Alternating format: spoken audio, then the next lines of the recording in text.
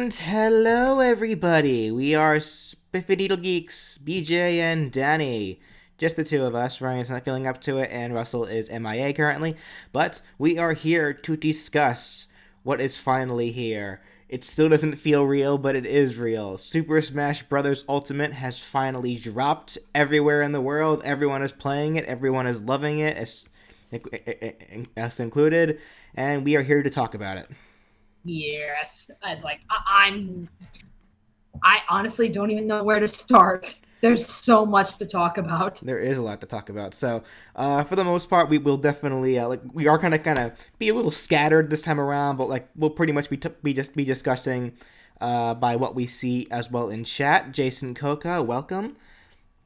You know what? Actually, here, why don't I do this real quick? Why don't I actually make the chat a thing that we can see in the stream, so that way it'll be a little easier for such and such and such. I don't think I can actually do that right now. Whatever. Actually, you know what? I probably can just cheap out. Yeah. But yeah. So Super Smash Ultimate, amazing game. All right. I mean, I guess where do you want to start? I mean, where can we start? Honestly, it's like, why don't I guess starting off with just how the game feels. The game, it feels amazing. It's like it definitely feels different. I mean, I can tell you that. I guess I guess I'm assuming we're just talking about game. Sorry. Is that what you're talking about? Like where it feels like mechanics? Yeah, for the most part, the game, yeah, it definitely, the game mechanics definitely, I guess in terms of where they're at, they definitely feel more akin, not even akin, it's definitely its own thing. Yeah, Minty Stingmon, it's not a dodgeball match anymore. That's, honestly, you know what, that really is probably the best way to describe it, I'd say. It definitely feels more like it requires your own actual skill in order to be able to, to progress very far, as opposed to, because I know every single Smash game, for the most part, does have kind of its own weird here and there for such. I don't even know how, because Melee is super fast, but also a lot of jank controls. Brawl was a lot slower and a lot floatier. Smash 4 relied mostly on people being able to being able to dodge and dodge and counter. This game isn't really so much that. This game will punish you for being repetitive, I find. Yeah. Yeah, I mean, you're definitely having to rethink things. I mean, I can tell you for a fact that just with Zelda alone, she feels so radically different. I mean, it's yeah, her moveset, the button commands, it's all still the same. But it's just the way the attacks work.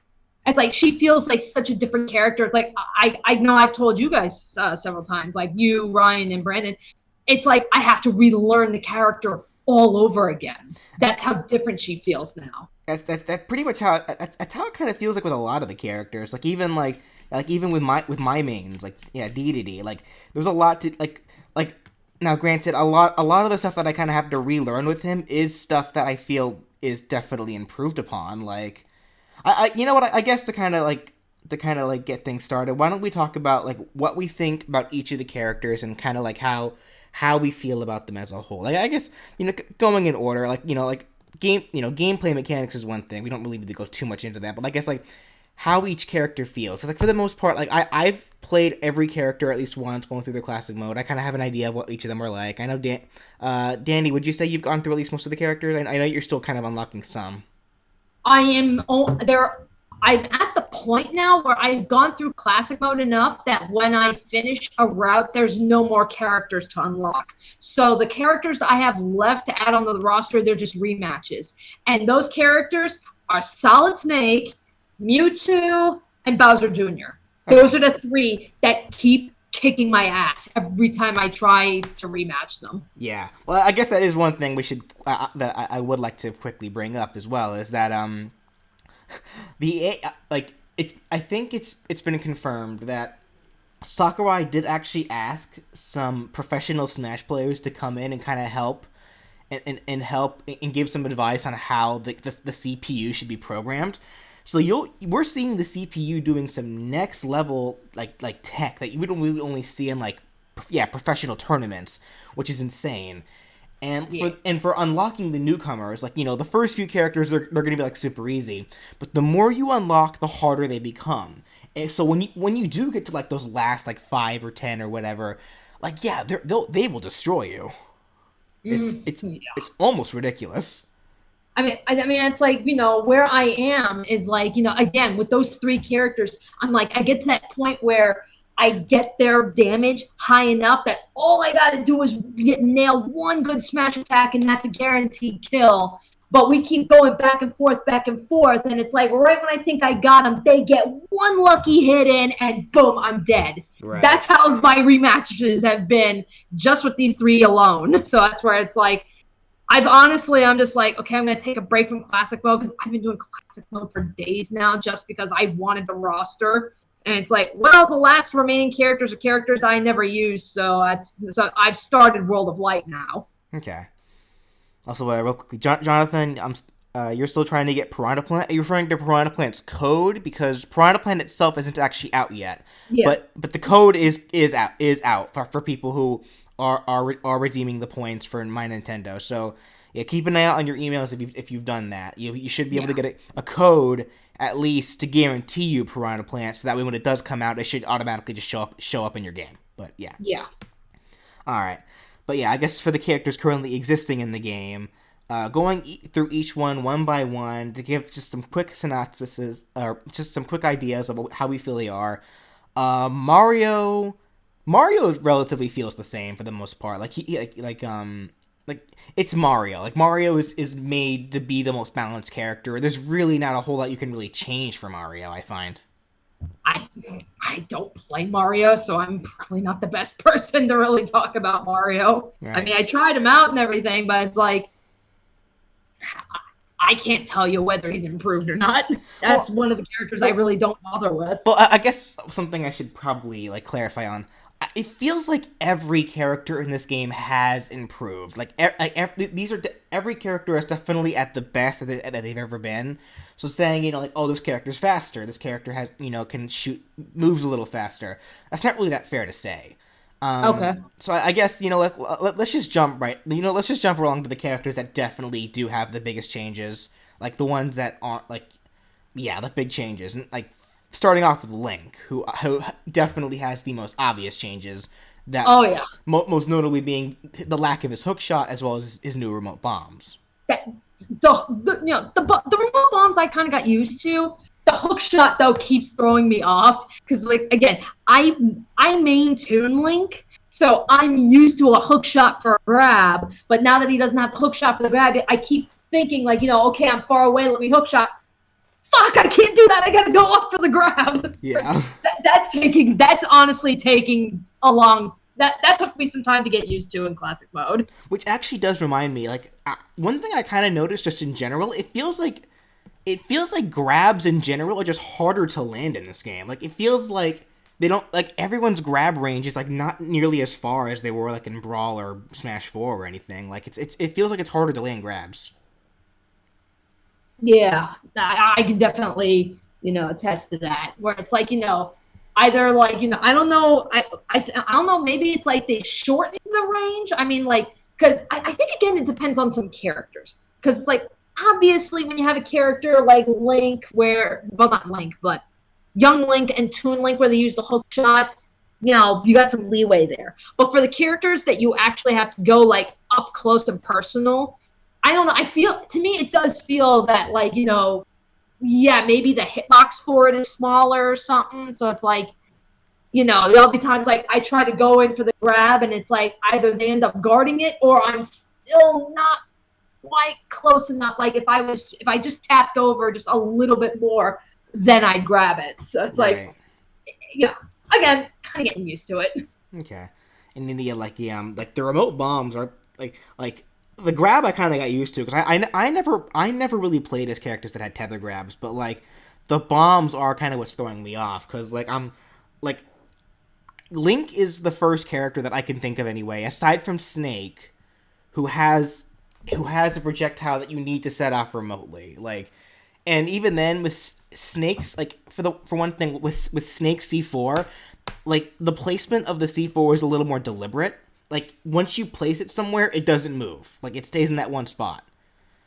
Whereas with Link's bombs, like, they can be rolled around, they can be picked up, they can be thrown everywhere. So it's definitely taken some getting used to, having to, like, for like the time it properly, on top of avoiding hitting yourself. Right. Like, that's kind of the biggest things I noticed about Link. Going into, like, I guess between Samus and Dark Samus, going over the first Echo Dark Samus. Dark Samus, I'm noticing, is pretty much exactly how I figured she would be, and she's just a more floaty Samus. Yeah. Like she doesn't fall as fast. She has, like, she's able to kind of traverse around the air a little better. Right. Yeah, because that's like, when I was doing like, like not only like when I was doing classic mode, but even like when I was like, kind of like hopping around the different modes and like slowly like, unlocking characters, or even like with rematches, until I started getting to the characters that I actually wanted to play, I found myself relying a lot on Samus, just for rematches. So by the time I got to that Dark Samus, I mean, you're completely right. Dark Samus is so much floatier, and it's like when you get so accustomed to playing as regular Samus just for like rematches, you move over to Dark Samus, and it's like, yeah, I'm doing the same moves, but the timing is different. So it's like, yeah, that's taking time to adjust. Yeah. And then, like, I guess, let's see, Yoshi, Kirby, Fox, Pikachu. Pikachu, I know does have that new neutral special, which I actually find definitely does kind of change around Pikachu's gameplay a little bit, because it's not as Pikachu's original neutral air, where it's spinned in place. That was good. That was kind of a good get off me move. But now they replaced it with the like the close range like a full body zap, which actually is more of a dragging move. So that took a bit of getting used to for Pikachu for me. Okay. Luigi had a major change. They actually they took away Link's tether shot and gave it to Luigi. Yeah, I noticed that. Like, that was interesting. It's a change that I think actually a lot of people, I think, don't much care for it. But I think it's actually a rather nice detail for Luigi, not just because it's the Poltergust, but I feel like tethers in general are generally superior to normal grabs, of course. Like, even if their end lag is a little more, but generally if you get used to them, like, they're definitely superior. Like, and that's, well, maybe not using Luigi, fighting Luigi, I have to get used to that, because, like, I'm already online. I keep getting grabbed by Luigi because he keeps grabbing me when I'm not expecting him to. Right. Okay, like, I know Ness got a single change. Falcon's relatively the same. Puff is relatively the same. Peach and Daisy, between those two. Of course, I'm pretty much maining Daisy at this point, because, of course, I am. I love Daisy. Yeah, I mean, that's kind of a given. We kind of expected you would. But just from what I've played of the two of them, like, they feel relatively the same. I don't really feel any differences between them. I think I keep hearing people say that Daisy's faster while Peach is stronger, which makes sense if you look in the context of like the Mario sports games and such, or like Daisy is generally always like the speedy character, so it makes sense that she'd be the faster one. But I don't feel it. I really don't. Like, maybe I'll have to like actually like lab it out and like have the characters like move side by side and see how it feels. But like, they feel like the exact same character, just with different idle animations. Okay. With Daisy being superior, of course. I mean, I showed you that animation that Daisy does, where she does the little jig. Yeah. Daisy's just good. All right. Bowser is relatively the same. Ice Climbers. Okay, seeing the Ice Climbers come back. One thing I need to really get used to with the Ice Climbers is the fact that it feels like the range of their hammers got gimped. I don't know if that's just me, though. Again, I couldn't tell you. I rarely ever played Ice Climbers. Even when I was going in classic mode, I was struggling with them because I'm not used to them. I'm like, how do you ice climb? I don't know how you play these characters. But, I think you were saying, like, you thought maybe, like, Like either the size of the hammers or the hitboxes feel small. It feels like the size of the hammer. Like it feels like they shortened the size of the hammer. Dark Matter. They have a new down aerial. Technically, yeah, like it's the same exact animation, but instead of because before, whenever they use their down aerial, it would be like they would just hold their hammers below them and then fall. But now, like for this attack, they just fall much faster. So that's all. That's the only change to that. Well, I know another major change with them is that it pretty much. I know chain grabbing with them, which was a big thing that Ice Climber players love to do, is now impossible because whenever you grab somebody, Nana, like the second Ice Climber you're not directly controlling, no longer moves. In fact, when you hit them, they actually jump. So like I'm fairly certain that was done intentionally to avoid chain grabbing. On top of the fact that now whenever the main Ice Climber is grabbed, the second one will start panicking. But I actually feel like that's not that big a deal because one thing I found pretty useful, even if you are grabbed, if you continue mashing the A button, as soon as the animation for your opponent throwing your main Ice Climber starts, generally if you're mashing the A button, the second one will also start jabbing. So depending on the throw, that's a good way to kind of help get out of it if you need to. Okay. Like I feel like if it's a fast throw, then you're then the first Ice Climber is generally going to end up getting thrown. But at the very least, you'll get some quick chip damage on them. Otherwise, if it's a slow throw, you might be able to save them. Gotcha. All right. Let's see. So Sheik is relatively the same. Zelda. Well, God, like I said, she feels so different. Even though as far as like movesets go, I mean, yeah, we know like the what you call it, the Phantom Knight and everything. It's like yeah, you can charge that and where it assembles. So I mean, it's like that's a nice addition. I love the fact that like when she does like her regular attacks, like if you just spam the A button, it's a repeated attack. That yeah. is such a welcome addition for her because like I said in the previous games, her short range game was garbage. So I was thinking, well, maybe do something to give some more range to her. Doesn't feel like they really did that. But the fact that they added that repeating hit move, that's a welcome addition. Yeah. So that's where I was like, thank you, thank you, thank you. But it's like, other than that, it's like, her attacks are pretty much the same. Nehru's love is the same. Ferrari's wind is the same. Din's fire, I don't know, again, maybe this is just me. I feel Din's fire is actually a little lower. Like, I don't know if it's necessarily like, stronger or anything because I can never seem to land any hits because it seems to be, I don't know, to me it feels like it's the animation and the way it travels is slower.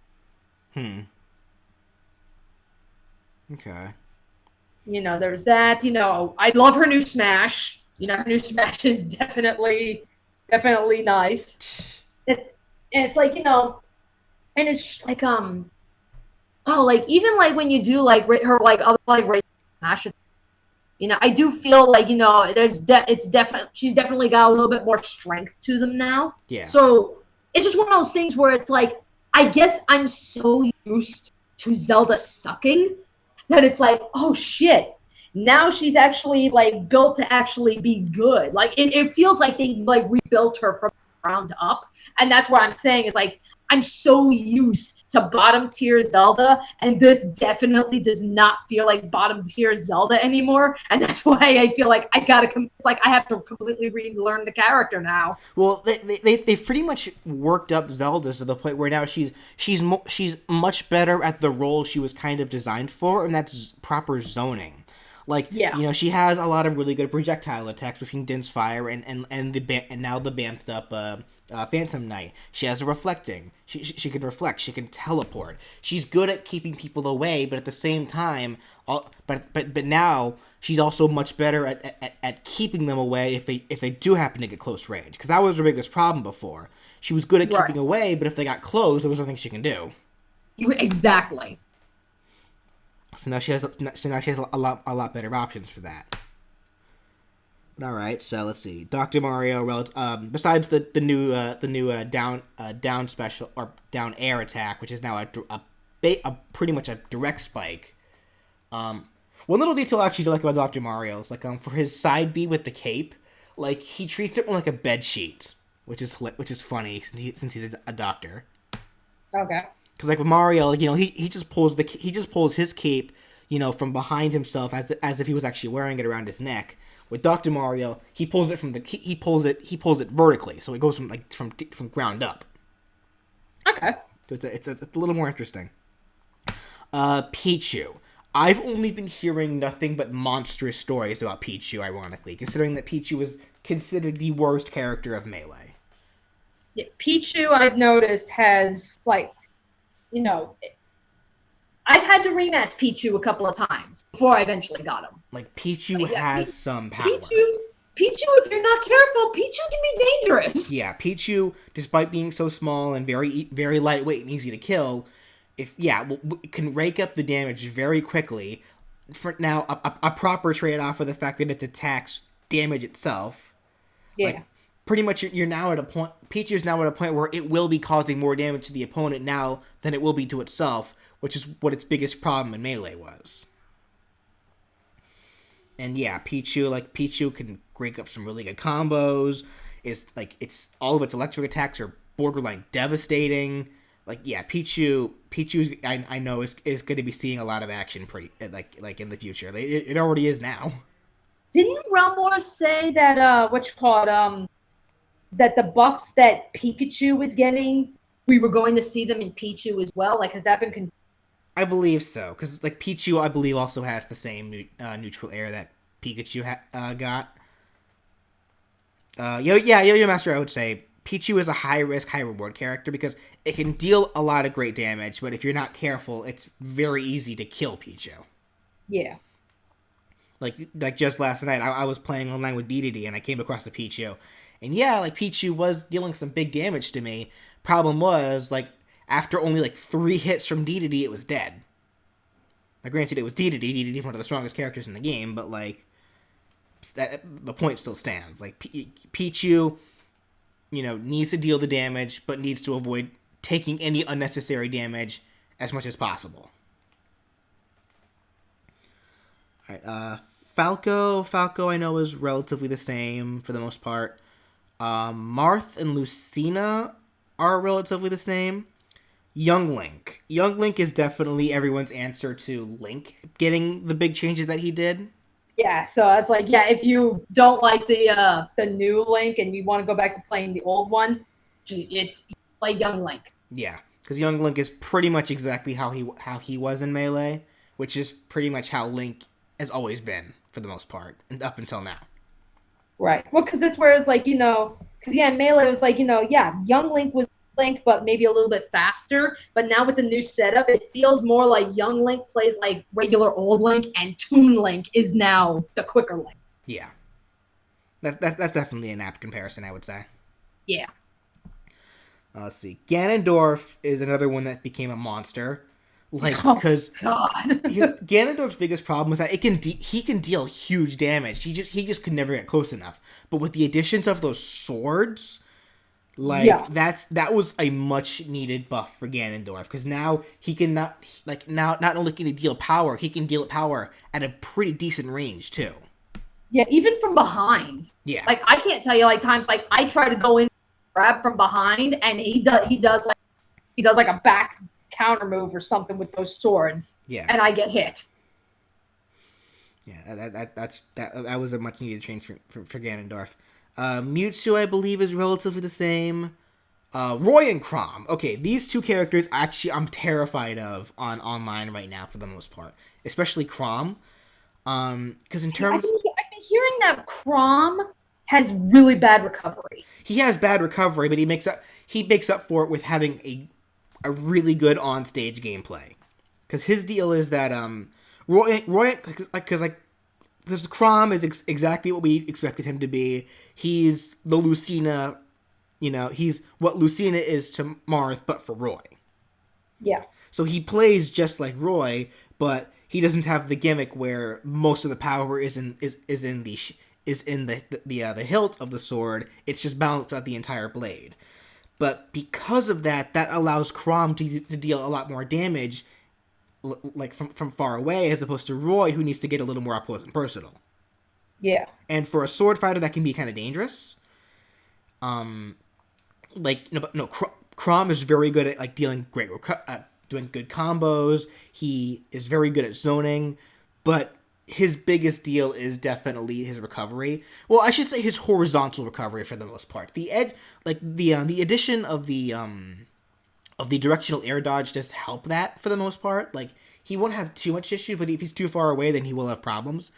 But his recovery also is a pretty safe thing to use, because what's interesting about it is that because it's actually a copy of Ike's ether attack, he doesn't throw the sword in the air first like Ike does. Instead, what Crom will do is he does a quick slash and then jumps. Yeah. So it's actually it's generally a safe move to use upon startup. Like it's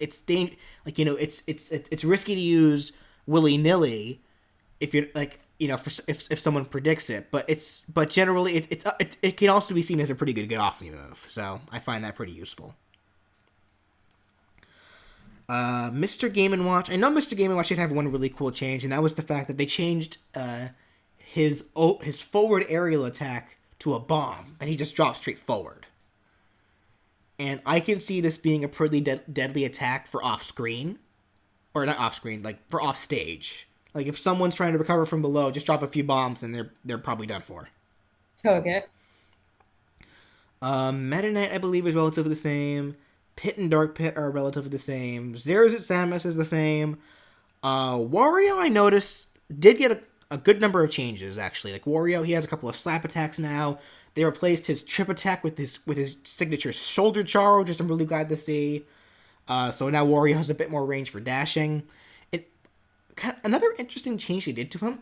Now, whenever he uses his chomp attack, his neutral special attack, he heals from it whenever it lands successfully. Yeah. So Wario actually has a bit of means of proper recovery, which, not a whole lot, but if you spam the chomp attack, which is considered a command grab, like, it could be a while before you can end up killing a really good Wario.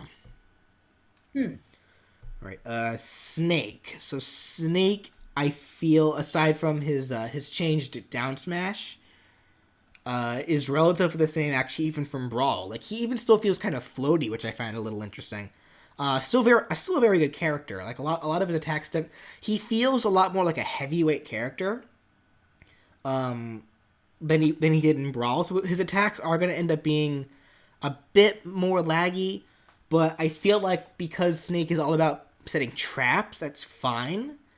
Though I do miss the original down smash where he laid a mine on the ground.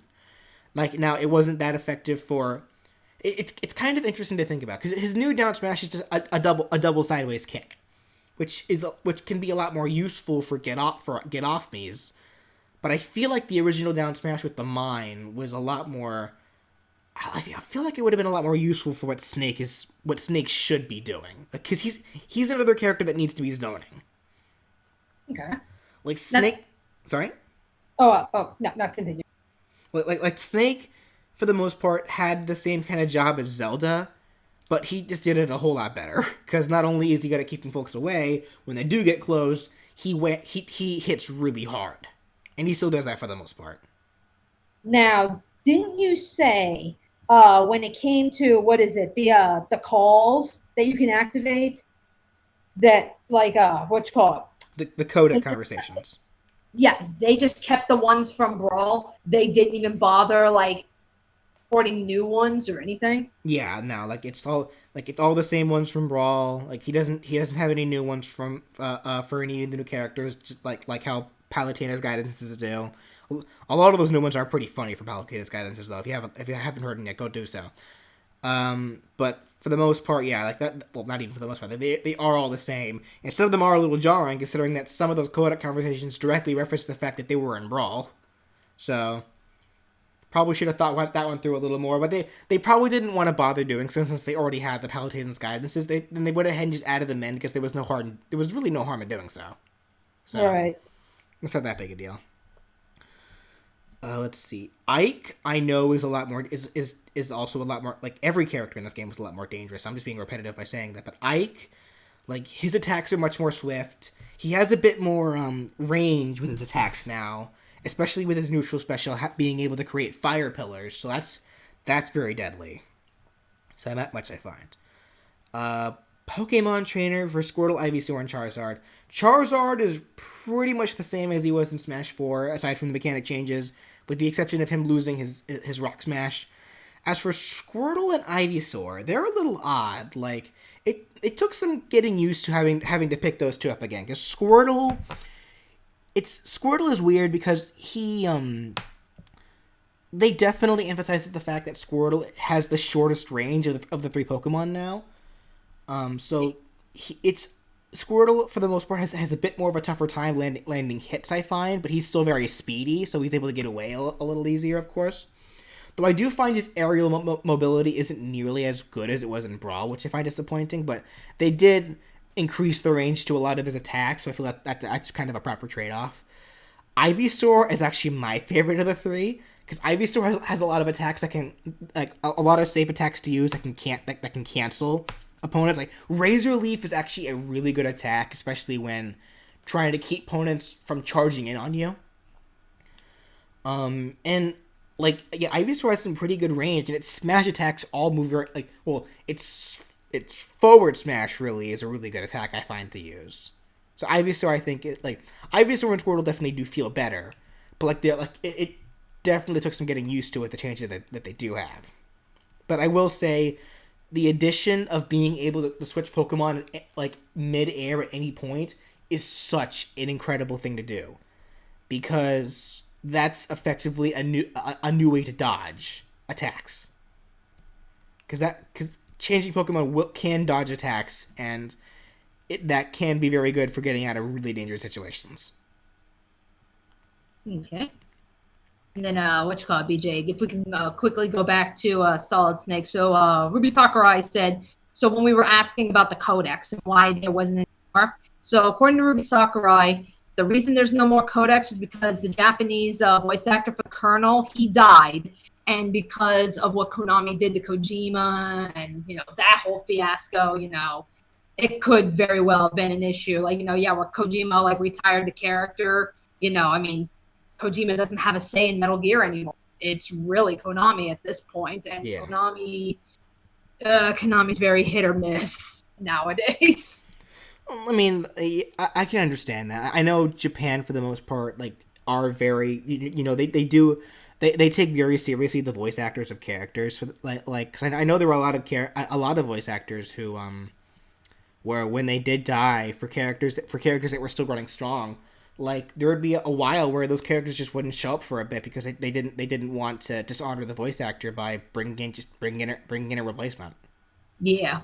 So I can understand that, but it's not like they gave Snake the same treatment as Cloud, because Snake does still have Metal Gear still has a huge representation in the game as a whole. There's tons of spirits of Metal Gear characters, including that really fucked up one, but I forget the girl's name, but Paz. Yeah, the one who shoot bomb bombs. I was like, damn, that one was dark. Yeah, that was kind of fucked. But yeah, so yeah. Any which case, so Diddy Kong feels relatively the same.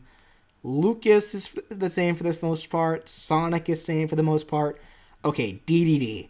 DDD got the biggest buff in this entire godforsaken game, and that's the ability to spit projectiles. I think Kirby got this too, but I noticed for Kirby, whenever I do it for Kirby, he seems to just swallow the projectiles. So maybe I was sending him the wrong projectiles, but for DDD, whenever he inhales a projectile, he will automatically spit it back out.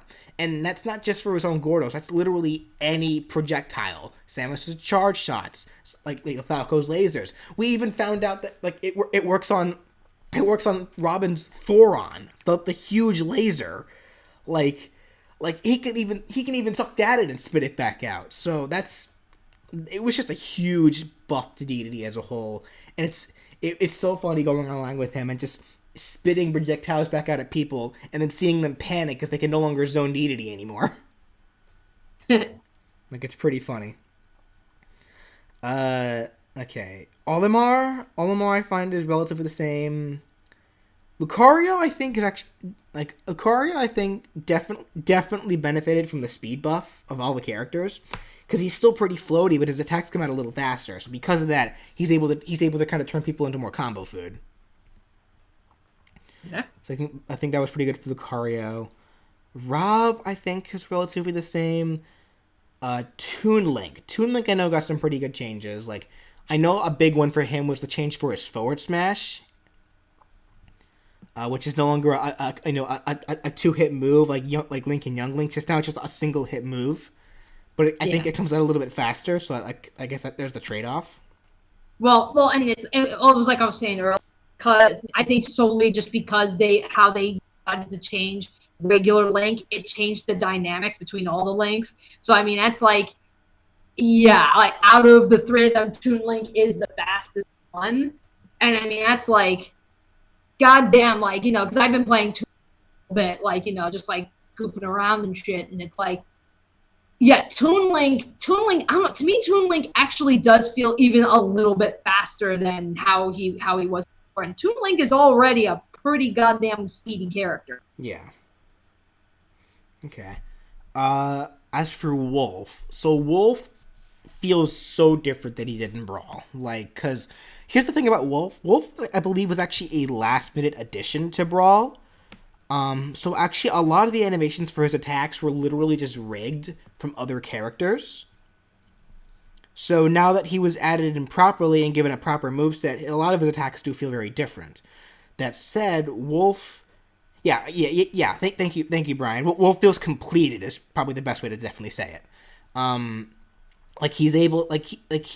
He's a monster in the air, which makes perfect sense for Wolf, considering he's a pilot and all. But, yeah, like Wolf can do some amazing juggling in the air, and that's pretty good. And his blaster is a very important tool for him, because it's actually pretty good. Like, on top of it doing some decent damage, like it's also very big, moves a lot faster than you think it would. So Wolf definitely got the attention that he so rightly deserves now this time around. Let's see. Going into the Smash 4 characters, a lot of these characters didn't change too much, only because they're still so new. A lot of changes really weren't needed to them. So like Villager, Mega Man, Wii Fit Trainer, Rosalina. Little Mac definitely got some needed changes, because he no longer goes into free fall when using his side B. So there's no longer going to be any of those dipshits accidentally side B'ing themselves to victory off stage. Well, about Rosalina. Yeah. Because I remember when I was playing, when you and I were goofing off online, and I was around with Rosalina, and it was like we both noticed her and the Luma. They have adjusted that. Oh, now. You're right. Good point. So it's not just like, she can just throw the Luma out and have the Luma do everything. They actually had to I'm trying to think, how did we word this? Like shorten distance or something? Like you've really got to rein in the Luma now. Well, it's not even so much that. The Luma, they kind of did to Rosalina and Luma the same thing they did for Ice Climbers. Well, a little more drastically, though. The Luma now panics every time Rosalina is hit or grabbed. So it's a lot harder for the Luma to be able to save her, like, whenever she is turning into combo food or anything of the such. Okay, yeah, so that's why, so you're actually a little bit more encouraged to keep the Luma closer to you. Well, not even just that. Like, it's still good to keep it far away, so that way they can do their own combos. But the biggest thing that made Rosalina very good in Smash 4 was that it was very hard to combo her or to do any proper grabbing and such, because if the Luma was close by, the Luma could very easily cancel that grab and maybe even KO the opponent in the process, saving Rosalina. That's much harder to do now because the Luma panics. So the Luma is not likely going to be able to help her at this point. Mm-hmm. Okay.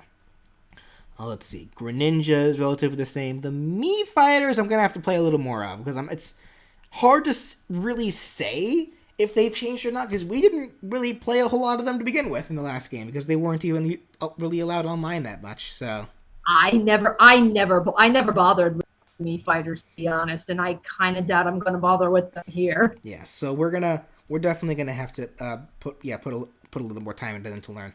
Palutena is a monster. Brian, I wish you were in this call, because freaking A, I've faced some Palutenas and they are deadly. Oh wait, work set is free. Oh wait, Brian, wait, Brian, can you come in? Because if you can, I will bring you to this call. I will actually just bring you in here, Brian. If you if you're not at work anymore. Because if anyone can talk about Palutena, it'd be you. Because you are the Palutena main. Hold on. Okay. All right. We'll skip Palutena real quickly. We'll save that one for Brian. Because it looks like he will be able to come in here. Hold on. Let me see. He's typing something to me. Type to me, Brian.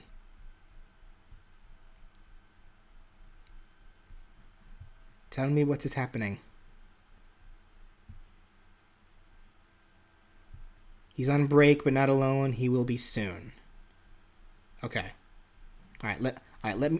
All right. Then you here. Let's do this. Danny, real quickly. I'm gonna move our call to the other chat so Brian can hop in whenever he's ready. Oh, okay. Let me do that real quick. Hold on one second, folks. Where is that chat that I have Brian in? Where is it? Here it is. Looks like Jordan's on too, so he can hop in too if he wants to. All right. Shofu said the Mii fighters are great. Okay, well. Okay, I am here again. Alrighty. Okay, so anyway, yeah. So I guess I guess if Brian's gonna be a little bit, we'll go ahead and quickly go over Palutena, and then Brian can add anything else he need that he feels that we may have missed. But Palutena is definitely a lot more zone heavy. I think it's the best way to put it, especially with the addition of her explosive flame now being a main part of her attacks. Like, it's dangerous to get close to her. It's dangerous to stay too far away. Like, Palutena is just I'm still trying to figure out what to do with Palutena for the time being, because it's like that explosive flame is super hard to get close to. Like, just in general, it's I don't really know how to fight Palutena just yet, because she's really good at zoning, and if you do get close to her, she's still gonna kick your ass. So I don't know. All right, Pac-Man, I know relatively feels the same. I thought they made a change to Pac-Man where if someone tried jumping off his trampoline that wasn't Pac-Man, they would immediately go to free fall, but I guess they changed that because they realized it was kind of broken. So I don't know. Robin, I know the addition to their to the 11 sword and tome gauges is a nice welcome addition, because you're no longer because that makes it easier to kind of keep track of everything. Yeah, it's no longer a guessing game. Yeah. The only thing I don't much care for Robin, though, is the fact that they changed it so that you have to wait a little bit before you can even use the 11 sword at the beginning of a match. Yeah. Like, that kind of throws me off here and there. But at the same time, then again, the only times you really be using it is if you want to, land those KOs. And if you're trying to land KOs at the beginning of a match, then you're really not playing the character properly. So I guess there is that. Right. Shulk, I know, is relatively the same, aside from the UI for his Minato, which is a nice welcome change. That makes it much easier to keep track of that. Though, is it just me, or I don't know if you'll really know, Danny. It feels like the Minato arts don't last as long as they used to. I have noticed that they are relatively short.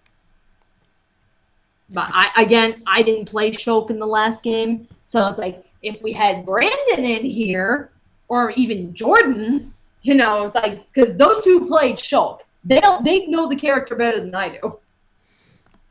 Oh, actually, here, Felix de la Cruz, brings up a good point. Why is Chrom still a part of Ramen's Final Smash? Yeah. Oh, yeah, that is a good point, considering that he's now a fighter. Yeah, I feel like that makes me think that Chrom may have been like a later addition.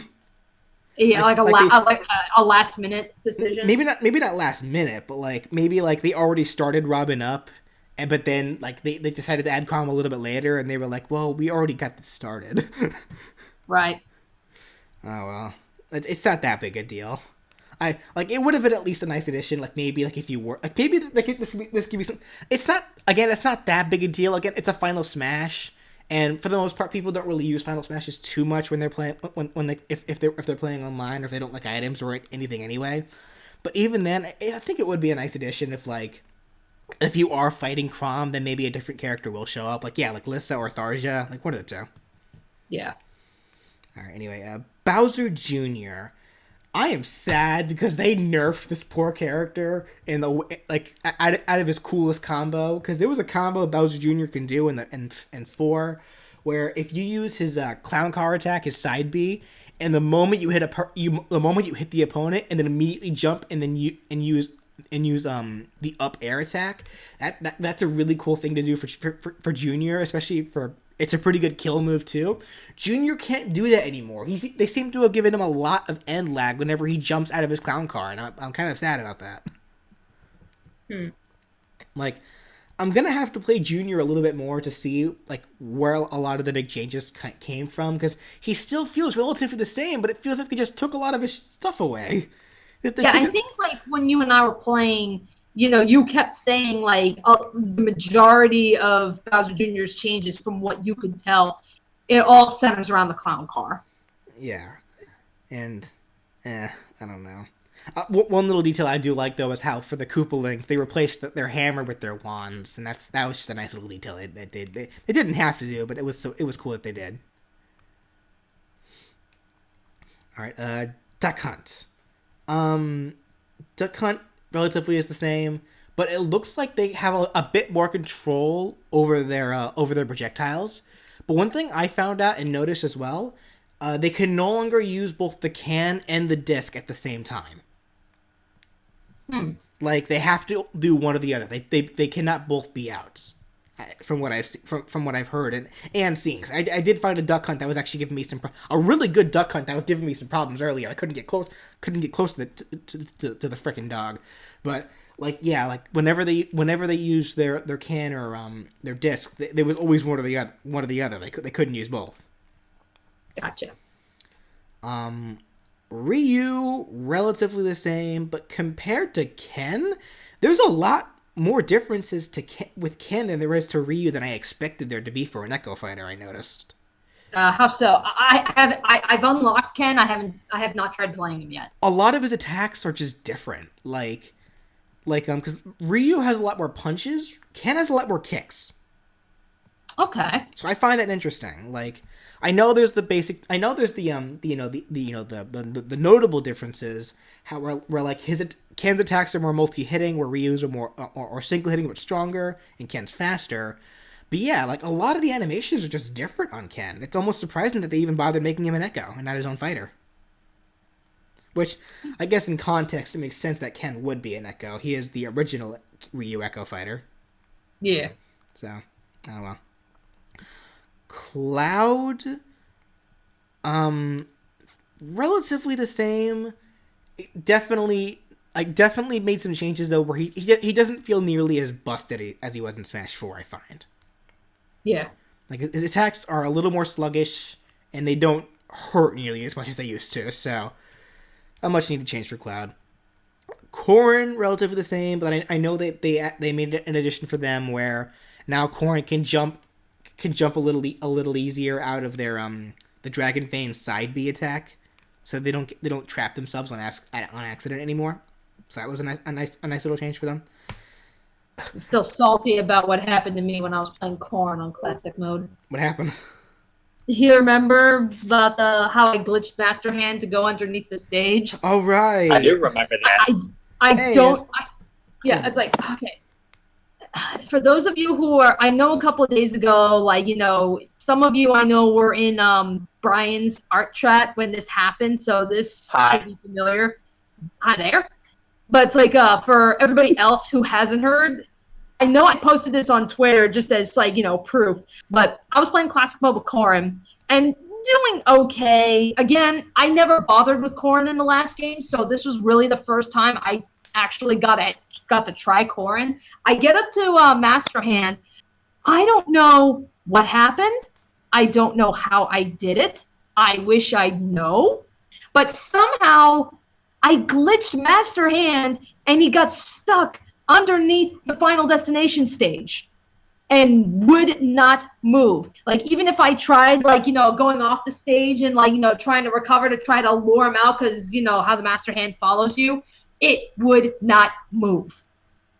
So it's like, the Master Hand didn't want any of that. Yeah, the only way that I could actually complete the classic mode was just to go under, do the up B smash, make sure it hits Master Hand, and then just fall down to my death. Okay, continue. Yes, rinse and repeat. And I had to do that like 20 freaking times. I mean, that's like, Corrin's easily got my lowest score, on the classic mode because of that glitch.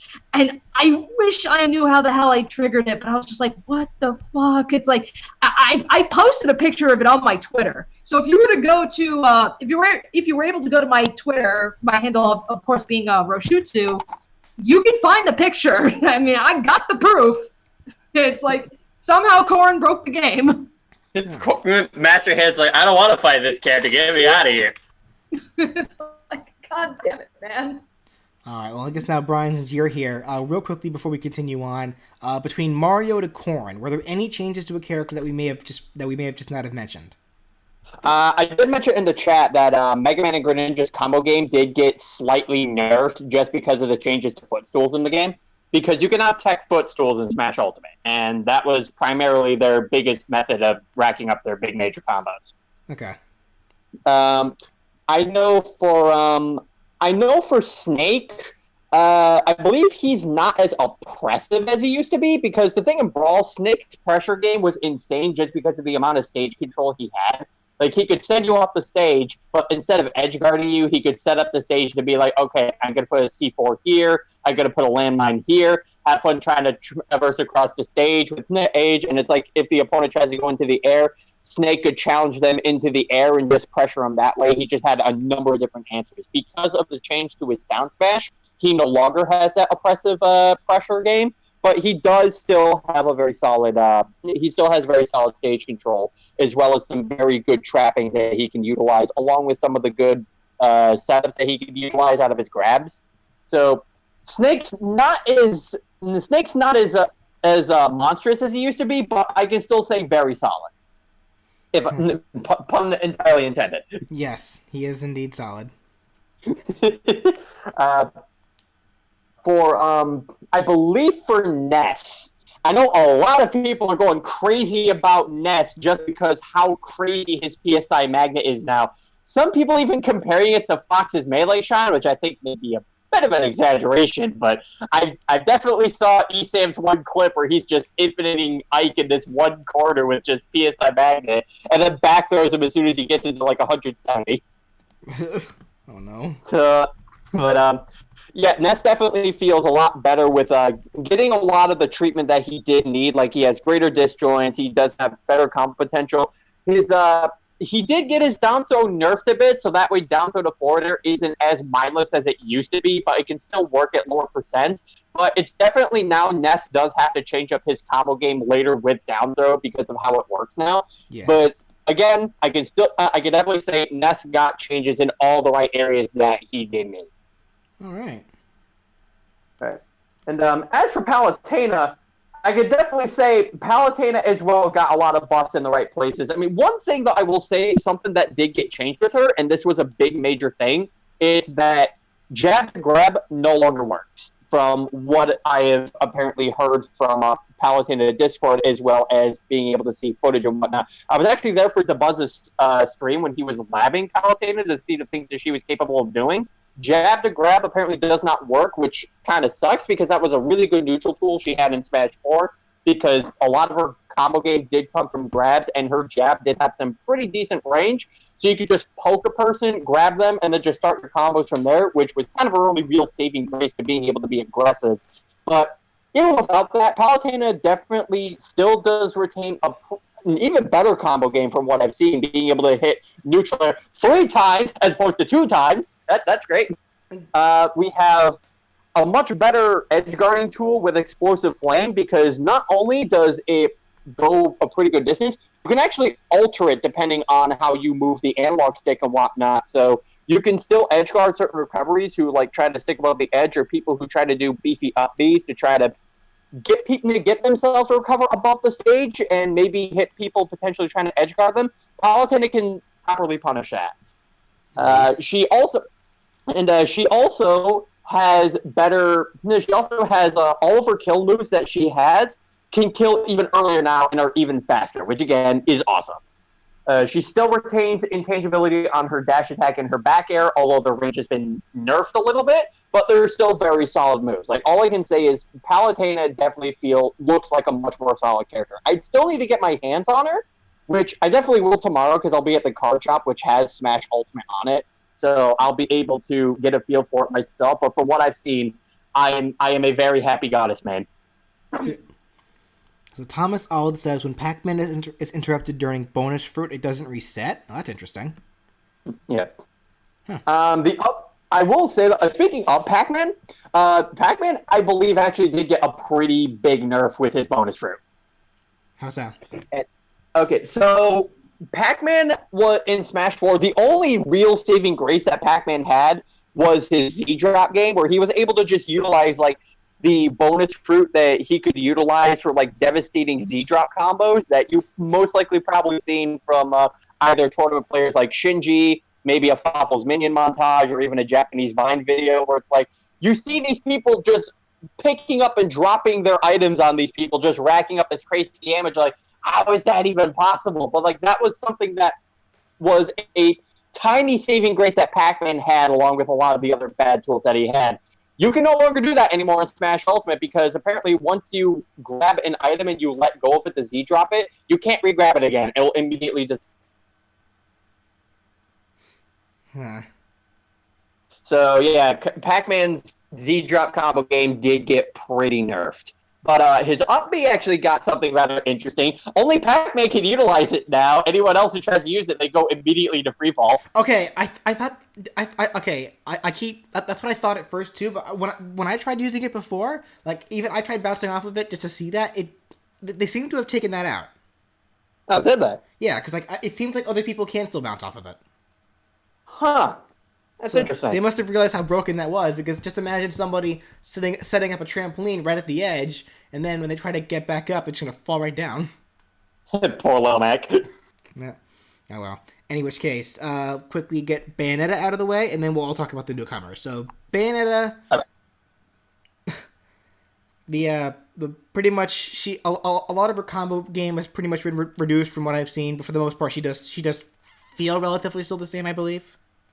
Yeah, like she still has her combo games, again, very similar to Snake. It's not as oppressive, but it's still somewhat there. Like she still has very good follow-ups out of like some of her moves, which time is still relatively decent, only again, just not as oppressive. Like the best way to describe Bayonetta, she's not as oppressive. Yeah. Because she allows people to wiggle around a little more. All right, so going into the newcomers, talking about what we think of all of them, starting off with Inkling. Oh my god, I love the Inkling. Inkling is right now. Inkling is already well on its way for being one of my mains. I guess only time will tell if that will become my first choice main. But oh my god. It's like, I don't know, maybe, I don't know what I was expecting. I guess maybe I was kind of expecting maybe something along the lines of Link, just because the whole gimmick about the Inklings is, they're using the variety of the weapons, and it's all about, try to splatter the ink on everybody as much as possible, because the more covered in ink they are, the more damage that they're going to take from Inklings' attacks. So I figure, okay, maybe it's going to play similar to Link, but you get that nice little gimmick, so okay. Oh my god, man. There's way more to the Inklings than that. Like, a lot of Inklings' attacks are great for setting up combos. So it's like, you got that. Inklings' kicks are fucking monstrous. That's like, even like the regular attacks, or even like when you're in the air, the kicks do a lot of damage. Inkling's air game, like the recovery, even the up B, insane range.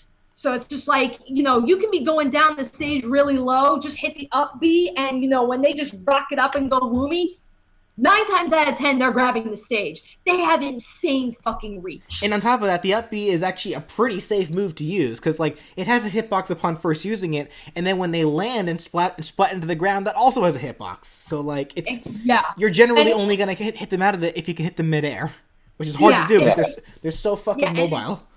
And it's like, I mean, of course you got to keep your eye out for the ink.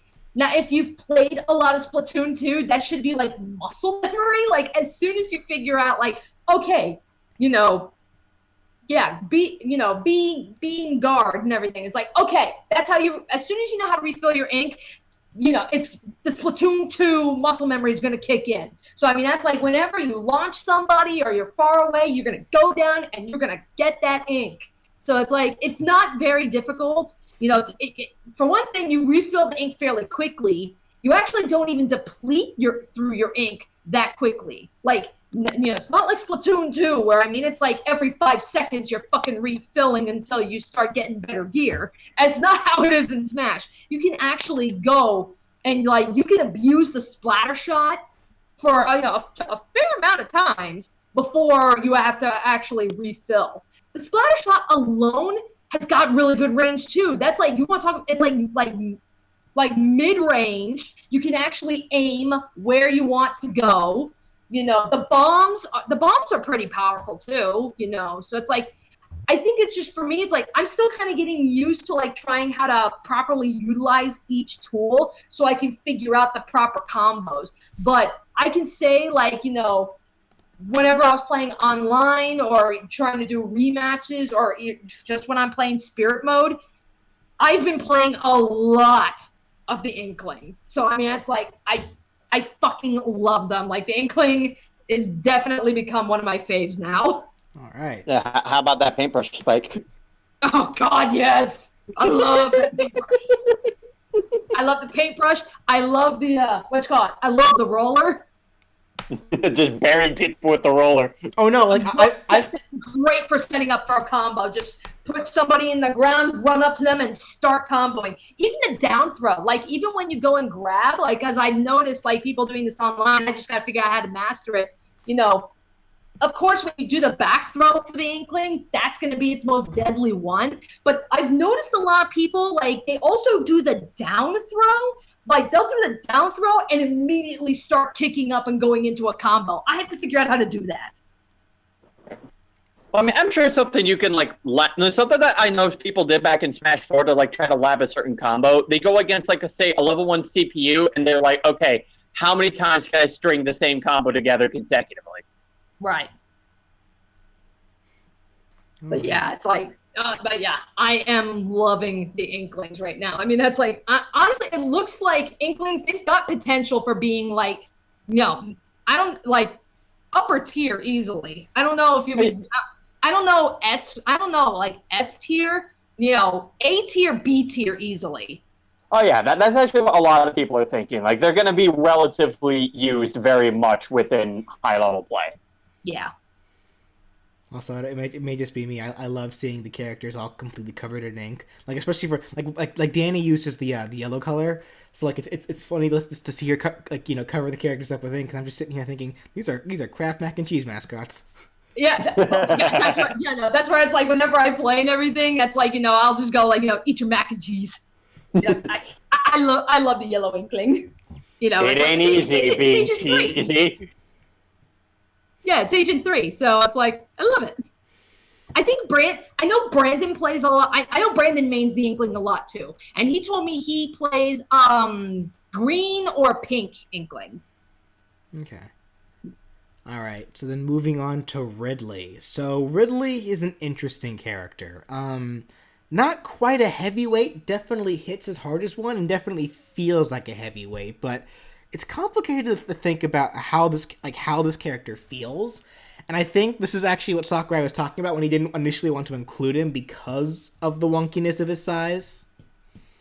But he does still very much feel like he does feel like a really good character for the most part. Like, I know people are already classifying him as a bad character, but I disagree for the most part.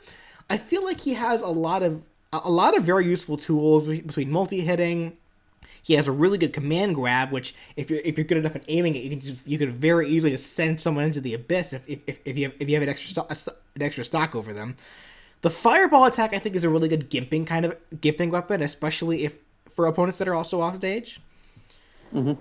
I hear people saying that Ridley's biggest problem is that he can't really handle characters with projectiles, and I'm kind of wondering where they're coming from with that. I may have to play more of the character to see if I end up. Well, I think the reason is because Ridley doesn't have a lot of answers on how to deal with projectile characters. Like, say for example, let's take a character like Mario. He has a reflect. He can easily deal with people trying to zone him out easily. We just mentioned King Dedede earlier, where he can actually inhale projectiles and spit them back out, so he can deal with projectiles. Ridley doesn't really have much of an answer to that aside from perfect shielding, which makes it easy to pressure someone like Ridley. So he doesn't have too many approach options against them. It's hard to say. It's hard to say. There's also the other thing too. With Ridley's fireball, where if you hit him while he's trying to charge up for a fireball, he actually takes extra damage. Yeah, but you should not be using that if they're close to you though. So. Yeah. Well, there's also just the fact that it also works with say someone else's projectiles. So you'd be maybe trying to pressure somebody out with Ridley's fireball projectile, and someone could just be like, well, okay, I'll just fight my projectile. Oh, I see where you're coming from with that. Huh.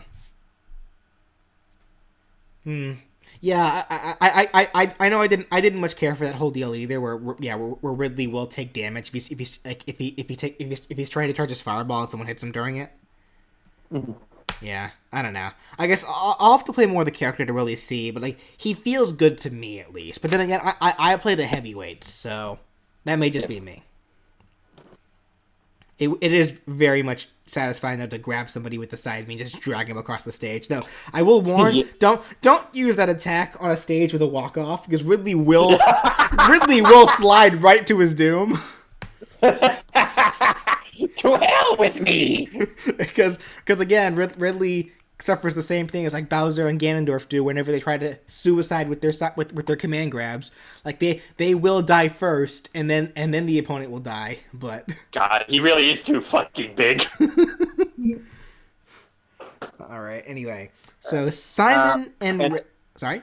Yeah, and sadly, this is the part where I am gonna have to go because I think my shift is just about to start. Oh, okay. All right. So I was glad I could at least gush about Palutena, so there's that. Alrighty. So I shall see you lovely people later. Alright, see you, man. Alright, so for Simon and Richter, two characters who, again, I don't really think they have too much differences. Maybe a slight tweak for their power and speed. Not quite sure yet.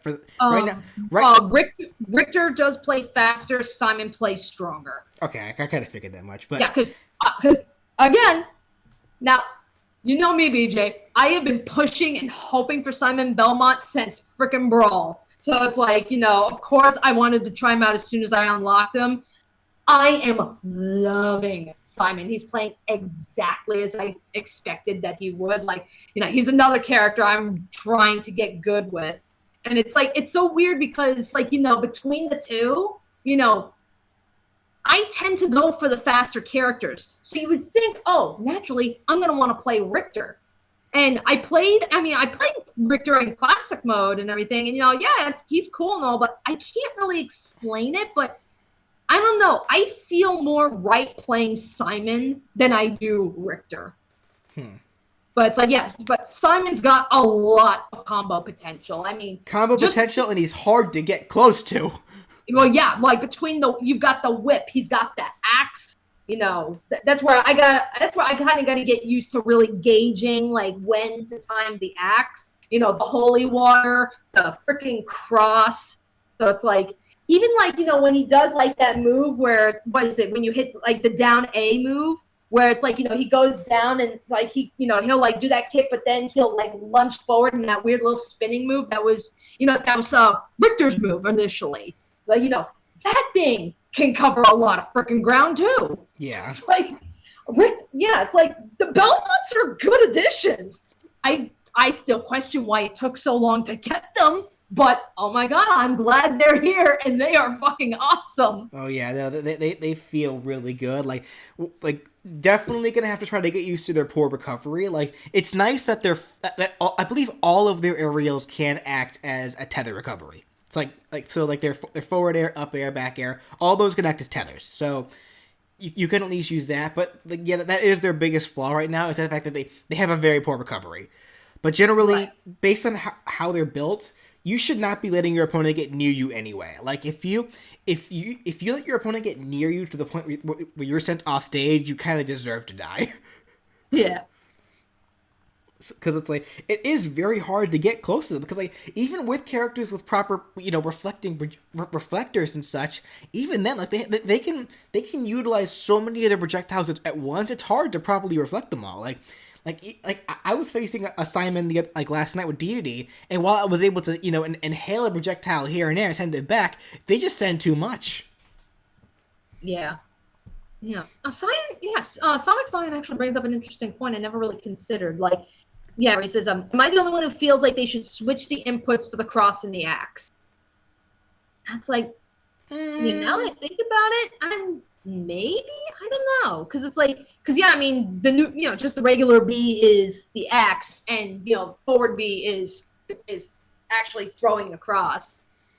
So it's like, I don't think so, only because generally for those for the special attacks, you always want the the direction of the attack to go based on the input, and the cross does go straight forward, whereas the axe flies at an upward angle. So it probably would feel a little weird. It probably would feel weird in the context of Smash if they were switched. Yeah, I think it's more so the axe, if anything. Just because it's like, again, the axe goes into an arch. Yeah. So that's where it's like, again, I think out of all of Simon and Richter's tools, that's the one that I've really got to get used to, like to really gauge, like, when's the good time to throw the axe. And like really, really practicing and really figuring out, like, its arch. Yeah. And then I find it interesting with the holy water. You can apparently snatch the holy water out of the air, but if you can grab the bottle, you can grab the bottle of holy water before it hits the ground and use it as an item. Yeah. But I mean, opponents can, like Richter and Simon. They wouldn't be able to move fast enough to do so because once they throw it, it immediately hits the ground. But like, it can be snatched and thrown by other people. I don't know if I think I'm fairly certain this would be the case, but like I don't know if the holy water can still hurt Simon or Richter if it's thrown by another person, but who knows? I imagine it can be. Yeah. Alright then. Anyway, so for King K. Rool, this character needs to get nerfed. Because it's like, someone enter? Whoop. Hey, Brandon. Hi. Brendan! My inkling twin! Yes. Yeah, it's like, we just finished, we were talking about the Inklings, and we just finished talking about the Belmonts. Now, if I recall, Brandon, you were planning on maining Richter, so we were mostly talking Simon, so you got any thoughts on Richter? Other than I think he's the better Belmont, but, Ooh. Sorry. Hands thrown. Again, this is weird. He plays Richter, I play Simon. Well, I guess real quickly, they both play exactly the same. Literally the only literal differences are like their dialogue, their designs, obviously. Okay. But other than that, they basically play the same. So, all right. So I guess real quickly before we move on to King K. Rool, then since you're now here, Brandon, for all the characters between Mario to Richter, are there any specific ones that you want to bring up that you feel like have changed for the better, changed for the worse, that you like about them more, or anything of the such? It's really hard. Okay, so based on what I've played so far, and this is coming from someone who was mainstaying Smash 4 on the Wii U, had to take a break for like almost a year or so, and is now getting back into Smash Ultimate. everybody just feels drastically different compared to Smash 4. And whether it be from frame data or just how characters function, like, my mistake going into Smash Ultimate was treating it like Smash 4, and like you just can't do that. Well, well, no, we're not really talking about like you know, gameplay mechanics specifically as a whole. We're talking about like just specific things about characters that are new from the Smash series as a whole that you think you may like or dislike or whatever. Well, I mean, I was kind of getting into that, but I mean, like in terms of like the characters themselves, I mean, like when it comes to Mario, I mean, Cabby is a nice addition. Like his up B with his purple coins from Odyssey is also a nice nod. Yeah. It's like Luigi's tether grab. They're incorporating more Luigi's Mansion stuff and references into Luigi's moveset now, which is also nice. Yeah. But, like Isabelle, goddamn Isabelle. Well, we haven't gotten to Isabelle yet. I know, but all right. Well, we'll go ahead and move on to King K. Rool. So, like I was saying, this character needs to get nerfed and I know people. I already see people in the chat asking me why. So here, let me give you the basic rundown on this character. So he's a super heavyweight. He's the second heaviest character in the game, right behind Bowser. He hits very hard, as he should be. Like really, all of the powerhouse characters of the game are now proper powerhouses. They hit very hard, can rack up damage very high, like with only a few hits. But here's the thing about King K. Rool specifically. He has two very reliable projectiles. One that acts as a slow-moving cannon that can then inhale opponents or the cannonball and shoot it back out in any direction if it's still close by if it happens to be close by when the suction of the blunderbuss starts. On top of that, that's actually so.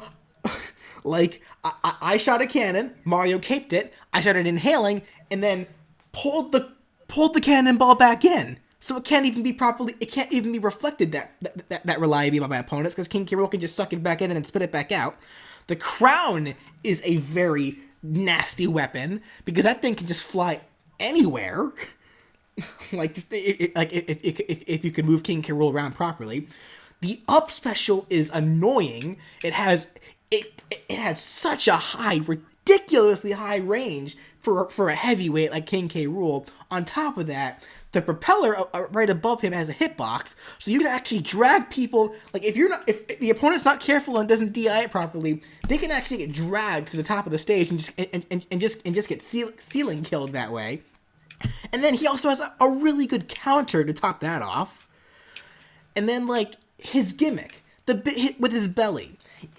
All of his attacks that involve his belly directly forwards have super armor. He will not flinch during them. Now, the belly will crack, and if you abuse it too much, it will break and put him into a stun state, yes, but it does regenerate, and any smart player will know not to abuse it too much. Really, you should be zoning with King K. Rool with his really good projectiles.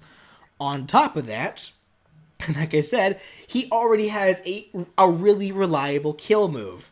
If you can bury the foe, and King K. Rool has two options to do that, both with his crouch attack and his down throw. If you can bury the foe at literally 70% or higher damage, and then use forward smash or down smash, they're dead. They're not getting out of that. They're just dead. King K. Rool is a monster. He's so fun to play, but I think this character probably needs a nerf or two. Like, he has way too many options and just deals way too much damage for a character. Well, like you were saying, like with the belly shield, like how that breaks. How long does that take to recover? I think it if it breaks like completely, it just puts King K. Rool into a stun state as if his shield broke. So it would probably take around the same time as anyone, but it will. But the thing is, as it takes damage, you'll see cracks in the belly, but I think that will just heal by itself over time.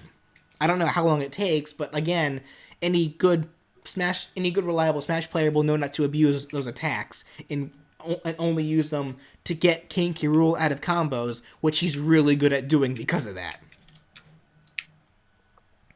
Like, King K. Rool is actually a monster. He's a lot of fun to play, but he does probably need a couple, like maybe, because really he only has 2 attacks that are not that reliable. His up smash, which is reliable right ahead, and then is a good get off me move for any opponents directly in front of him because he planks, and that's probably the pun. But it has a lot of end lag.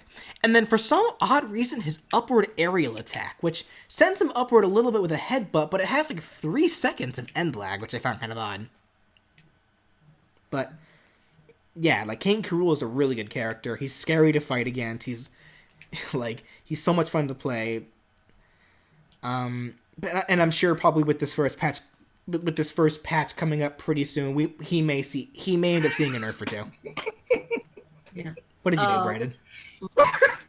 What you call it? I guess if I could just quickly interrupt Gold Tajigami, where he says, am I the only one that hates the fact that they changed Snake in the Metal Gear Solid character icon symbol? They had to do that because the old icon. It was the logo for Kojima. Since Kojima doesn't technically own Metal Gear anymore, they legally cannot use that logo. Yeah. So that was like literally like Konami said, if we're gonna use Snake again, you've got to change the logo because Kojima's name is no longer on it anymore. It fucking sucks, but well, that's what happens. Yeah. Anyway, just use a character with a counter. Have fun countering grabs, which King K. Rool is also really good at doing. So, really, that's kind of a pathetic answer to give for any character because because a counter is really only as reliable as the player using it. So, in which case, moving on to Isabelle, another really good zoning character, I find. Like, Russell, you play a lot of Isabelle, right? What? Say again? Like, Brandon, you play a lot of Isabelle, right? I do, actually. So how Fishing rod. Enough said. Fishing rod. She's not wrong. I know. It's like, I barely played Isabelle, but god damn that fucking fishing rod. Yeah, you can do some pretty busted stuff with the fishing rod. Like, Isabelle is definitely a zoning character. Like, she needs to keep people away from her because really her close range attacks are quite close range. Like, she does not have a whole lot of range for her close range attacks, so like between the slingshots, the turnips, and then the fishing rod, being able to pocket projectiles, and properly utilizing the Lloyd trap, like those are things that Isabelle needs to rely on. I do appreciate that her down smash is super quick. So yeah, like and because it's water, it's a pretty good push me get off me move. So yeah. But no, I love the fishing rod though because you can literally just fish people off the ledge. It's amazing. I'm trying to think out how many of those Lloyd bombs can Isabelle plant at a time? One. Because if you try using it again after one's planted, she'll automatically release it. Yeah, it's like a C4. C4. Yes. Snake yeah, C4. where you can detonate it yourself, or if anyone walks over it, it's like a C4/landmine. Yeah. Gotcha. But unlike Snake C4, which will just sit there until Snake manually remotely activates it, this attack will activate by itself if someone other than Isabelle steps on it. Yeah, that's why I said like a landmine too. Yeah. No, Isabelle. I want to get used to her. It's gonna take me a while to do so because I'm not used to zoning characters. I'm better with the characters that do get up close and personal. But that kind of fits with Simon and Richter too. Now that I think about it. Yeah, for the most part. So, speaking of which, I was laughing earlier because I'm laughing at how busted the axe is. Like no one understands. Oh no, I that's understand why completely. I was literally. That's like I was commenting how I got to get used to really figuring out when's the good time to use the axe and really gauging the range of the arch and everything. Yeah, it's great for edge guarding. Also, speaking of the arch or the arc, I just realized and came to understand that you can change how far or close you throw the axe. Really? Okay. Yeah, like if you launch the axe and you hold forward, you can launch it far. If you hold back when you launch the axe, you can like toss it instead of just throw it. Okay. Like you can change the range of how the axe is thrown. Oh, I'll have to play around with that then. Actually, you know what that reminds me? Going back, I just found this out. Yeah, that actually reminds me of something that I found out. Like going back to Peach and Daisy real quick. Something else I found out about them. We know that they changed their forward smashes so that way it's no longer random between the frying pan, the golf club, and the tennis. It depends on on what directional input you pick. So so yeah, I discovered that. Yeah, so straight forward is the golf club. Straight upwards is the frying pan. Straight downwards is the tennis racket. But what I find interesting, and that I actually found this out last night, when you're charging the attack, you can actually angle the control stick, and you can see the weapon change in your hand depending on the angle. That's true. Like you're not stuck with just one weapon with whatever she pulls out. It is very easy to change with which one you want. So that's really good. Yeah, that's a really nice change. Anyway, so for the final current character of the game, Incineroar. You want to talk about characters with busted throws? Oh no, that got like does that have a name? Like the rope lariat? Because that is scary. And I mean, they call it running the ropes. I don't know if it has a name. Okay. Actually, wait. There's a skill list in this game. I could just check. Yeah, check that real quick. My game's currently off, but but that move's scary because if you can grab somebody who is, because here's the thing, with how that move is set up, and if you're really good at landing the best timing for the lariat attack, if you can grab somebody who, if someone's right next to the ledge and Incineroar is in front of them, if an opponent is closer to the ledge than Incineroar. Okay, let me put this in a better painted picture. Chat's saying it's called a lowland whip. I'm gonna double check just to make sure because I haven't seen the list. A lowland whip. Okay, so let's say that your foe is standing right next, you're on the left side of the stage. The opponent is standing right on the ledge, and Incineroar is to their right. If you use the grab and then land the proper timing when they're at a high enough damage, they're dead. With most grabs, you expect it's hard to explain, but yeah, that grab is super scary at high percentages. You do not want to be close to Incineroar when you've taken a lot of damage. It's the revenge is such a good counter too because that is such a good combo killing attack. That's true. It's a unique counter. It's not like your traditional counter, but it's still so very good. Yeah, because most counters are based. Not just most. Every counter is only an attack, but Incineroar's isn't really an attack. It just pushes them away, and that's really good. And then once revenge is off, no one's gonna want to get near you. You kidding? And then freaking his Darkest Lariat is a really good get off me move, and you can even move around a little bit while using it. And then cross chop, still gotta get used to that. I keep suiciding while using that. Yeah, I think it goes without saying Incineroar has the worst recovery in the game. Not the worst. I'd give that. But besides Little Mac, I'd actually give that to Richter and Simon. But they're kind of there. No. I think Richter's and Simon's are a little bit better because they have a tether recovery, which is a little bit better than their Yeah, okay, I see where you're coming from. Yeah. Incineroar does not have a whole lot of options for recovery. Yeah, you're right about that. But they make up for that with cross chop being such a hard hitting attack too. Yeah. And on top of that, it's Incineroar, and actually, Actually, King K. Rool has this too. Interestingly enough, both of their down smashes have them leap into the air and then do a belly flop. And that's a really good attack to do if you see someone charging at you, because then you can just do the down smash, they leap up, the opponent goes underneath you, and then smash. Yeah, you know what down smashes like that are really good against, characters who have down tilts, or just even characters who down smashes that sweep, because down smashes like King K. Rool can just avoid that. Yeah. I've had a few instances where I was playing Richter against a King K. Rool, and I tried to down smash with the whip since it's a super low attack that can sweep both sides, and King K. Rool's down smash can just avoid that. Yeah. As well as Incineroar's, yeah. They're both really good. It's interesting because King K. Rool it's funny actually that they would add Incineroar the wrestling Pokemon, but King K. Rool also has a lot of very similar wrestling type moves, so it's kind of weird. But oh well.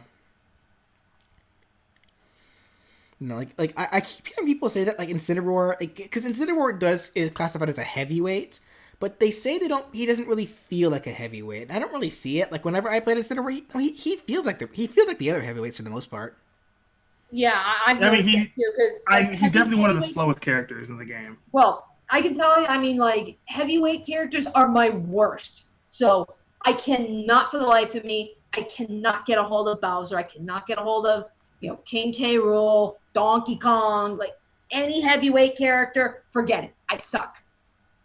Incineroar, I felt like I was getting, he was a lot easier to learn. So that's where it's like, I don't know. I had a fairly decent time going through classic mode with Incineroar compared to the other heavyweights. Okay. Also, Felix, does anyone know when Piranha Plant's coming? Sometime in February. It's sometime in February. That's been confirmed. Yeah. And Bulborb says you check the weights, and Incineroar is about as heavy as Charizard. Sounds about right. Which, again, is another heavyweight. So either way, like I think, I know, yeah, Bowser's still the heaviest. King K. Rool is the second heaviest. I figured who's third. But then it's like, yeah, Charizard and Incineroar are tied, so it's okay. But alright, so yeah, that's pretty much the characters, what we think of them. So going over the modes, let's start with classic mode. This is by far one of the best classic modes in the entirety of Smash, I'd find. Oh, I might have to mute myself for this one. Oh, we won't spoil anything. The only thing I will say, though, if anything, and this is for me, this is just wishful think. Like, I wish we had more bosses. Yeah, because it's like I get Master Hand and Crazy Hand is tradition. I understand. Real quickly for the chat, no spoiling the bosses yet. Russell actually has not played Classic Mode yet. He's waiting to stream that himself. But yeah, so I've done a little bit of World of Light, so if you guys haven't talked about that yet. Yeah, so no spoiling. Like what bosses do you currently know about, Brandon? In the World of Light? Or just in general, besides Master Hand and Crazy Hand. The only other boss I know of is Marks. Marks? Yeah. Oh, how'd you find out about that? I was watching a stream. Oh, so see, I kind of glanced. So this is why I told you to play Kirby's Classic Mode. Yeah, what did I tell you? Yeah, it's like it's like Kirby's Classic Mode, Inkling's Classic Mode. There's another one. Rosalina, I believe. Yeah, Rosalina. Those three I know for a fact. The boss is Marks. Rosalina, that makes sense. I get it. Yeah, and Inkling's whole gimmick is colors. All right, yeah. So yeah. Yeah. So Inkling's is fun, but it's like But that's the thing. It's like for what little bosses that we do have, they're so much fun to play, and it's like I wish we had give us another 2 or 3. It's like I really enjoy the special bosses, and it's I hope they add more in the future. More. Does Mark show up for King? No, he does not. No, they just get Master Hand. No. Like Master and Crazy Hand, that's just what they get. But that's where it's like, that's where it's like, again, it's like, I wish maybe we had maybe if we had like a Fire Emblem boss, or maybe do like what they did like with like Monster Hunter, grab a boss from another game that doesn't have a fighter and get some representation in there, Yeah. Oh well, but no, the classic modes were.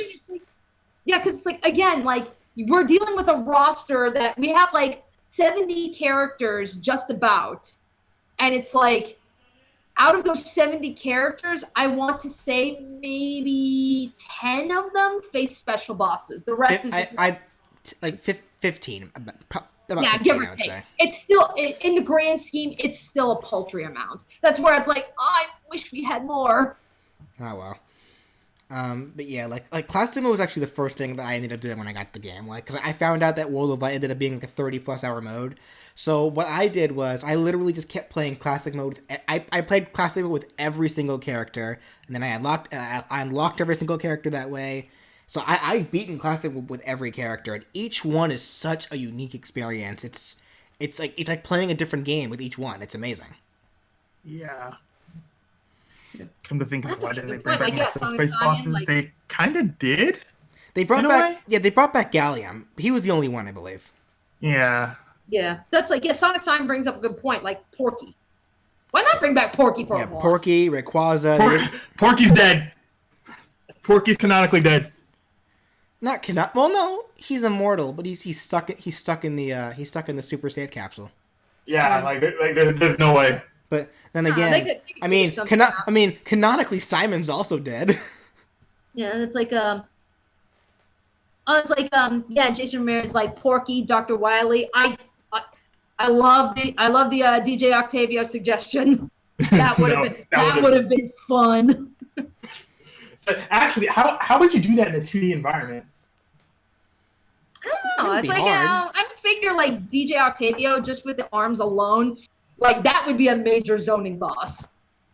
That's like you got to figure out how to get around all the zoning attacks to get to him. Blee, yes and no about bringing back PD. I mean, technically, yes, he's back, but he's not a boss. He's a Final Smash. Which meant, you know what? That makes me wonder. Do you think maybe when Piranha Plant is released, do you think they'll add PD as a boss? And well, wouldn't that be a little Yeah, but redundant? wasn't PD part of, isn't that the final Smash? Yeah. Yeah. You know what's sad? Russell, def yourself real quick. Okay. One moment, I'll be back. So I'm going to say this real quickly because we know Giga Bowser and Ganon are both big bosses, but Giga Bowser and Ganon are both a part of Bowser and Ganondorf's final smashes, and then they use those models as bosses. So why couldn't they use PD Piranha as a part of Piranha Plant's final smash and then turn that into a boss? Oh, that's true. All right. Anyway, let me bring him back. All right, Brandon, you're good.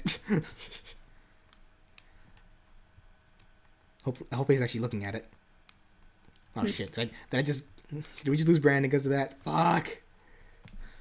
What'd you do? Well, no, because like Brandon's probably playing his game, so he's not looking at Discord right now. Ah, okay. Shit, Brandon.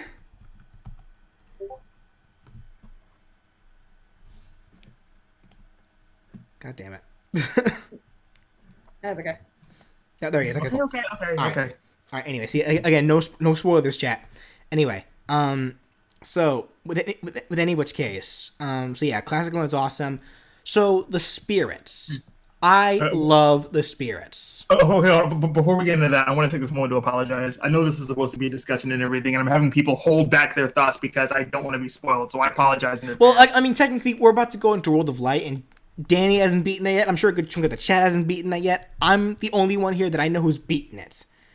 That said, so yeah, no World of Light spoilers. No one say anything. I will ban the hell out of you if you even bring it up. But yeah, so yeah, World of Light as a whole was an amazing mode to me. I can see where it can get repetitive, and if you don't like the spirits, it may not be your thing. But as someone who loves gacha games and all of the unique fights and all the cool callbacks of every single spirit, it was so much fun for me. Yes, Yeah. I agree. I just started playing World of Light tonight. I'm not too far into it, but I can definitely say I am having a lot of fun with this. Yeah, I'm not too far in it either. Don't worry. Yeah, I think it's just more so like where I am right now, because I mean, prior to this, of course, because I had been playing classic mode, that's where the bulk of my starting spirits have been coming from. So it's like, just at least to start, I had to I've got one level 99 maxed out spirit, and that's Tsubasa from Fire Emblem. Oh yeah, like Subasa's really good. Yeah, that's the one that I've got mastered right now. But it's like I'm trying to find like a good one for the shield and for no, not the shield. Subasa's my shield. I need sword and grapple. I think I'm working on Min for one from Arms. And it's like I'm still trying to find like a good grappler primary. I haven't really found a good one yet. Yeah, I've maxed out. Out of the 4 types, I've maxed out 3 of each type so far. I've maxed out a shit ton of types. That's only because I've gotten to since I've beaten World of Light, I had a lot of stuff unlocked to me. Like you get this early on actually. The ability when you find Doc Lewis, he'll give you the option to he'll level up your spirit. He'll level up 4 of your spirits at a time for you. And that's really useful. Depending on the rank of the spirit, depends on how fast to level up. But generally, like a 1-star spirit, he can like max out to level 99 in like an hour. Wait, who is this? Doc Lewis. Okay, yeah, okay. Like- is that like is it- that one of the dojos? Yeah, one of the dojos. Yeah. Okay, yeah, I haven't found Doc Well, Lewis yet. actually, if you have Tsubasa, you're really close to him then. Because I remember where Tsubasa was in the World of Light, and she's really close to Doc Lewis. I didn't get Tsubasa in World of Light. I got Tsubasa through Classic. Oh, okay, then never mind then. No, that's like right now the dojo that I've unlocked right now were the 2 cops from Animal Crossing. Okay. I forgot, like Booker and Looker. yeah. Like I've got that one, and I've unlocked 2 caves. Okay. So it's like that's literally like how far I am right now. I got one team go. I think I got the Toadette cave that's like 2 hours, and then there's another cave that's like 6 hours, and then I got Captain Charlie's cave. yeah, Mhm. and then I got the Animal Crossing dojo, and that's at least the special stuff that I found so far. Other Okay. than that, I'm just going through, just trying to either like clear out the paths for trying to get some more fighters. Like hopefully one of them will be Mewtwo, Bowser Jr. or Snake, because I'm sick of rematching them. So it's like, fine, I'll get you through fucking. You're not getting those 3 for a while, so just That's fine. all right. Well, in any which case, yeah. So, but like as for this, yeah, the spirits as a whole was such a great idea. 'Cause, like seeing all these awesome like characters and seeing the fights and they do a lot of really clever stuff with these spirits just using the cast of characters, giving them specific items, giving them specific attributes, or putting them on a certain stage. It's awesome. I love it. Yeah. I think one of my favorite ones still is the Big the Cat spirit, where you fight a purple Incineroar who obviously has the colors based off Big the Cat, and there's a small green Greninja with him. The spirits. It was such a great idea. I know a lot of people don't like it. A lot of people are harking on it. They don't care about it, but those people don't know how to have fun. So I mean, oh yeah, Gold Tekigami. Yeah, Diancie. I have Diancie too. Like Diancie's another one you can enhance to get Mega Diancie. Mega Diancie's really good. Like she's actually that one's actually the one that I use as my main grappler. All right, so yeah, I guess so we talked about Classic, we talked about World Light and Spirits and such. I do have some critiques on the online. Okay. I know Brandon's can help me out on this. I know exactly where this is going. They probably could have handled setting up the online a little bit better. Mm-hmm. Like, do you want to explain, Brandon? Because I'm sure you played more online than I have. Okay, so first and foremost, who in the development team thought it was a good idea to set the ranked concept of online games to where it doesn't matter what your preferred rules are. Sometimes you'll get free-for-alls anyway, and sometimes you'll get rules that you didn't even ask for. Most of which will prevent you from actually winning a game because it's not your preferred rule set, and you're still playing by the rules of a ranked match. Which means if you lose to it being a free for all or anything else like that, you end up losing your global smash power anyway. Hey. Like it's not fun. Like it's not fun when you're risking like a lot. I don't want to say risking a lot. It's not fun when you're risking something in an online environment over something that you can't control. I guess is what I should be saying. Yeah, and it's like when you get locked into a match, you're locked into it. You can't just leave, otherwise you'll get penalized for that. Mm-hmm. Like you're stuck playing a match you don't want to play. Lee is saying big lag for ice climbers. Have you noticed that, BJ? No, it's lag, so much lag. I don't really have a lot. I have lag here and there, but like not a whole lot. Yeah, I haven't had too many laggy games to be because honest. But then again, you're probably facing people who don't have the LAN adapter like Sakurai stated you should have. Okay, what's sad is I actually do have a LAN adapter, but I can't freaking use it because the router box that my parents have set up does not have a free goddamn Ethernet cable box. But even without using it, I still have pretty good matches. There will be an occasion where I will have a really laggy match, but it's not that often. So yeah, it's not that often for me too. So, sorry for saying this. If you experience a lot of lag often, that's probably your fault. Because remember, they set it up. They set up the online matching to prioritize people that are closer to you. Mm-hmm. Unless you're playing in a battle arena, of course. Well, yeah, battle arenas. Like we'll talk about those in a second. But like in terms of like the online random plays, like I don't like how they set up how they made the rules. Random depending on who you're matched up against. I don't like how you can't choose a new character whenever you're playing one person. You have to leave. You have to leave fighting somebody and then find a whole new match if you want to play as a new character. For some reason, it's kind of the same way with battle arenas too. At least based on what I've tried so far. How about Elite matches? Elite Smash is not what it was advertised. Brandon, explain that one to me. What do you mean exactly? Because Brian just brought up. How about the Elite Smash that is? Yeah, I know. I'm asking, what does he mean by that? Brian, clarify for us, because like. Because I'm part of the Elite. I've ranked up enough to hit the Elite Smash thing. Yeah, so. I haven't gotten it yet, but I found out you can apparently lose it. Yeah, you can lose it. Yeah. What I don't much care for is that when you do get it, you could only get it with the characters that you have a high enough rank with.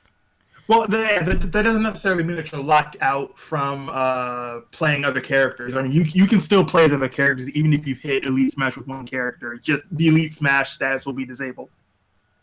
Which I think is fine if you want to get other characters up to that Elite Smash status. Otherwise, this was my mistake. I was even after I hit Elite Smash with Shulk, I played more with Shulk, ended up losing some matches, and that's how I dropped out of the Elite Smash ranking. So, yeah. So once I got back to Elite Smash with Shulk, I'm like, okay, you know what? He's in the elite status. Let's keep him there. Let's try to get someone else who I'm trying to main. That said, I am finding some pretty crummy players who I know are just doing some really dirty tricks to get to Elite Smash. Like there was one guy that I came across. He had the worst lag. There was a straight up 1 second input delay on his shit. And you know what he did? He set the preferred rules to basic for a timed match, so no stocks, timed. 2 minutes. Oh, and they stall the match. Yeah, and he was playing as Kirby, spamming the most, the easiest moves to get hit by when it's super laggy. So he would try his best to get a kill on me, and then would run away. When he did get a kill. Yeah. The thing you mentioned a patch, Chris, and they mentioned that they're gonna patch the game really soon, actually. So. Well, let's hope it's a patch for the online that we want. So, or the majority of people want. So we'll see. That said, the battle arena is really good. I do like the battle arena. That was set up in a way that's really good. I'm glad we have a lobby system in a Smash game for once. Yeah, so it's set up very smartly. It's set up in a way so that way so even in the future when we do Smash streams on the channel in the future, it'll be very easy for you guys to participate with us. Mm-hmm. Thanks to this battle arena, it'll be very easy for we don't even have to do it in a way where the person streaming has to be the one. In the battle all the time. They can just sit in the spectator's box. Be in the spectator, exactly. Which is also convenient for when we do our Smash videos, because I know before, the only people that could have been involved in the Smash videos were the ones that were actually playing the game, because there was no spectator system. Now there is. So it's if we wanted to do just 1v1s or whatever, and other people, and out of the four of us wanted to just watch, we can do that. Yeah. Plus the waiting in line system is really good, because now that way people streaming, one person won't luckily get into a match with a streamer over and over and over again. They gotta wait their goddamn turn. Yeah, I do think it's pretty. I was questioning it at first, if only because they're not doing the traditional loser sits out or winner stays in or anything like that. But now that I think about it a bit more, I do appreciate how this system has it to where everybody gets a turn, everybody gets a fair shot, or the same amount of turns. Yeah. Playing in a battle arena. So I'm pretty much okay with this. Yeah, and like you can like the only thing I don't like about them initially right now, and hopefully they fix these. Once you have a set preferred rules for a lobby, you can't change it unless you tear down the entire lobby and make a new one. Yeah. And also, you can't change characters without giving up whatever spot you're currently in. Yeah, that's also true. Yeah. Yeah, so, that's the one thing I didn't really much care for. It's like, oh. Yeah, but aside from that, like it's leave the room in order to change characters. Yeah, but it's just those two things. So yeah. Other than that, the battle arenas are pretty solid. Yeah. All right. So like, I'm trying to think. Like, was there anything else of worth noting that we've played so far for Smash that we can talk about right now that we won't just cover for the most part when we actually play the game for the live streams or for videos and such? Has anyone tried the playlist feature yet? I have not. I've made one, and I just think it's just more so just to unlock that challenge where it's like, create a playlist, unlock a panel. Hmm. Has anyone taken their Switch with them on the go and listened to music yet? No. All right then. All right. No, because I have a phone for that. All right. Well, with that said, then why don't we move on to the thing that I wanted to save for last? The biggest thing that was revealed the night the night right before the game's release. We never saw it coming. Joker. I mean, this was literally like half an hour before the midnight launch. Because I remember, BJ, you were at your GameStop or whatever. You were waiting, for that you were waiting for for it to open so you can get your copy. So you were watching it on the phone, and as soon as that showed up, yeah, you called me. Yeah. Because I mean, here's what happened. I wasn't watching it and everything, and I'm like, why is BJ calling me at 11:30 at night? My first thought is, did something happen? So here's BJ, I'll let you go from here. So here's what happened. So my GameStop was actually gonna start selling the game at 11 o'clock. So I was sitting. I was just like there was a bunch of people at the GameStop waiting so we can get the game. I had the Game Awards open on my phone just streaming, but I wasn't really watching it. Because I think it was really interesting to me. And I kind of just had it opening. I would glance down here and there, but I was mostly just chatting with a couple of other people that were there. And then I glanced down, and that's my eyes could have been more perfectly timed for this. I glanced down to see the arena. The lights just shut off, and the stage started going statically. And then we see the Phantom Thief symbol, and I'm sitting here like, oh, cool, like. What's going on here? Are they about to talk about Q2? And then we see Joker jump down. That's exactly what I thought. Then we see Joker jump down, not Chibi, and I was like, oh, wait, are we finally getting, like, Persona 5 Golden or Persona 5 for the Switch? And then the biggest biggest fucking power move of Nintendo's life. Like, that calling card turns into the Smash invitation. I couldn't help myself. Even though I was in the middle of a crowd at GameStop, I just screamed, "Joker's in Smash!" Suddenly, like everybody have to say? Everybody in the store started piling around me, trying to look at my phone. Like we're all in this giant pile, and we're all just freaking out. Like everyone who's a big fan of Persona 5 was just freaking the hell out. Like, oh my god! Like as we're seeing like all the Smash characters be shown as the Persona 5 shadows. Like, oh, we lost our shit. And then immediately afterwards, and everyone got off me. That's when I called Danny. I called Brandon afterwards. He already saw it. And yeah, because I was on my way to GameStop to pick my copy of Smash Bros. 2. And I was like, okay, I don't want to miss out on that. Because I was watching the Game Awards before I left. And I was like, I don't want to miss out on what could potentially happen. Because they didn't show anything Nintendo-wise yet. So I took my phone with me. I did the exact same thing BJ did. I was watching the Game Awards from my phone on the way to pick up the game. And when I saw Joker, okay, I tried so hard to hold back my screaming while I was sitting in the car. Because I was like, there was no way. Who at Nintendo thought that this was... whoever did this is a madman. It was Sakurai. Of course it was Sakurai. Well, no, it wasn't Sakurai. It was Nintendo.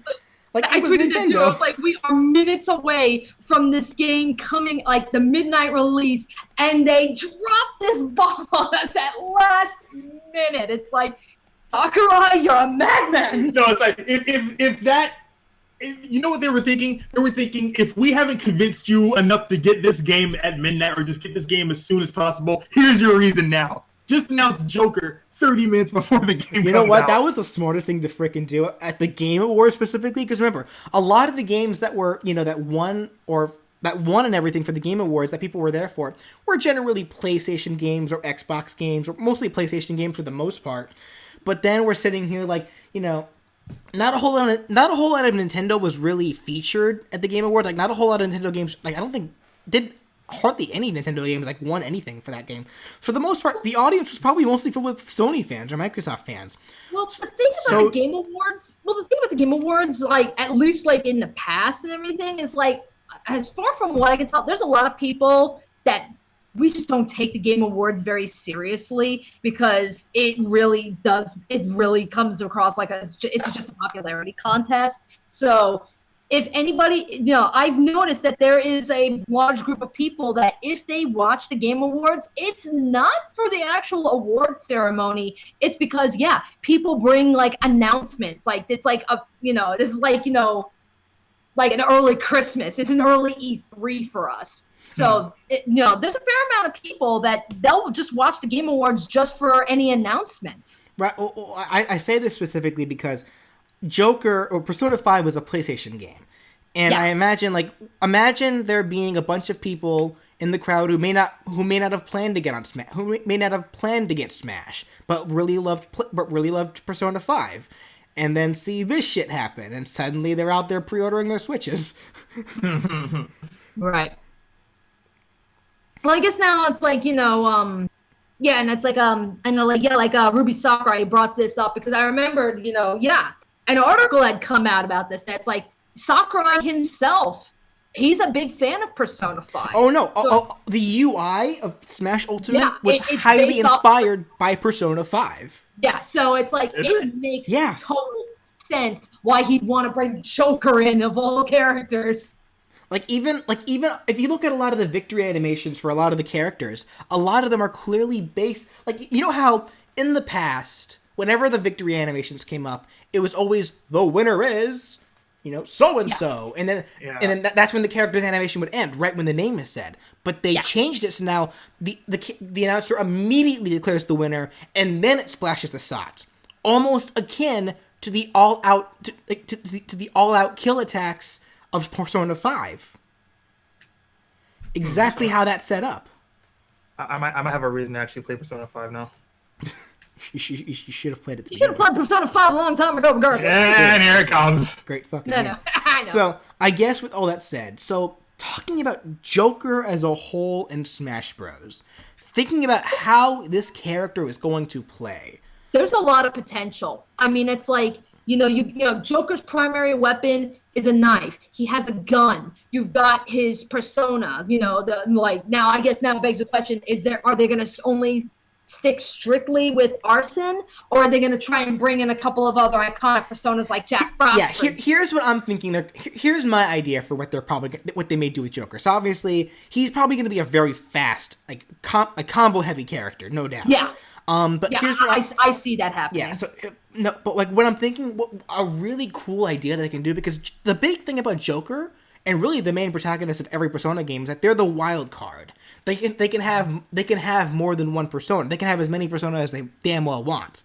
So I'm thinking, how cool would it be if their special attacks were based off of moves from Persona, but then one of their specials, like their down B, for example, was like Persona change, and then changing the persona changes the other special attacks.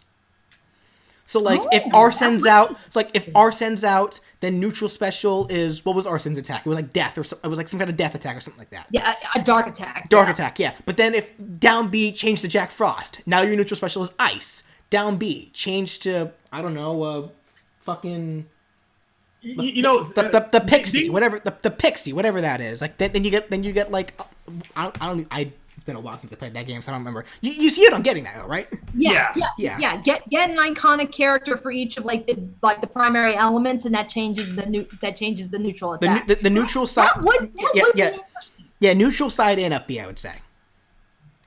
That would be cool. Yeah. So you think like kind of bringing in maybe like an element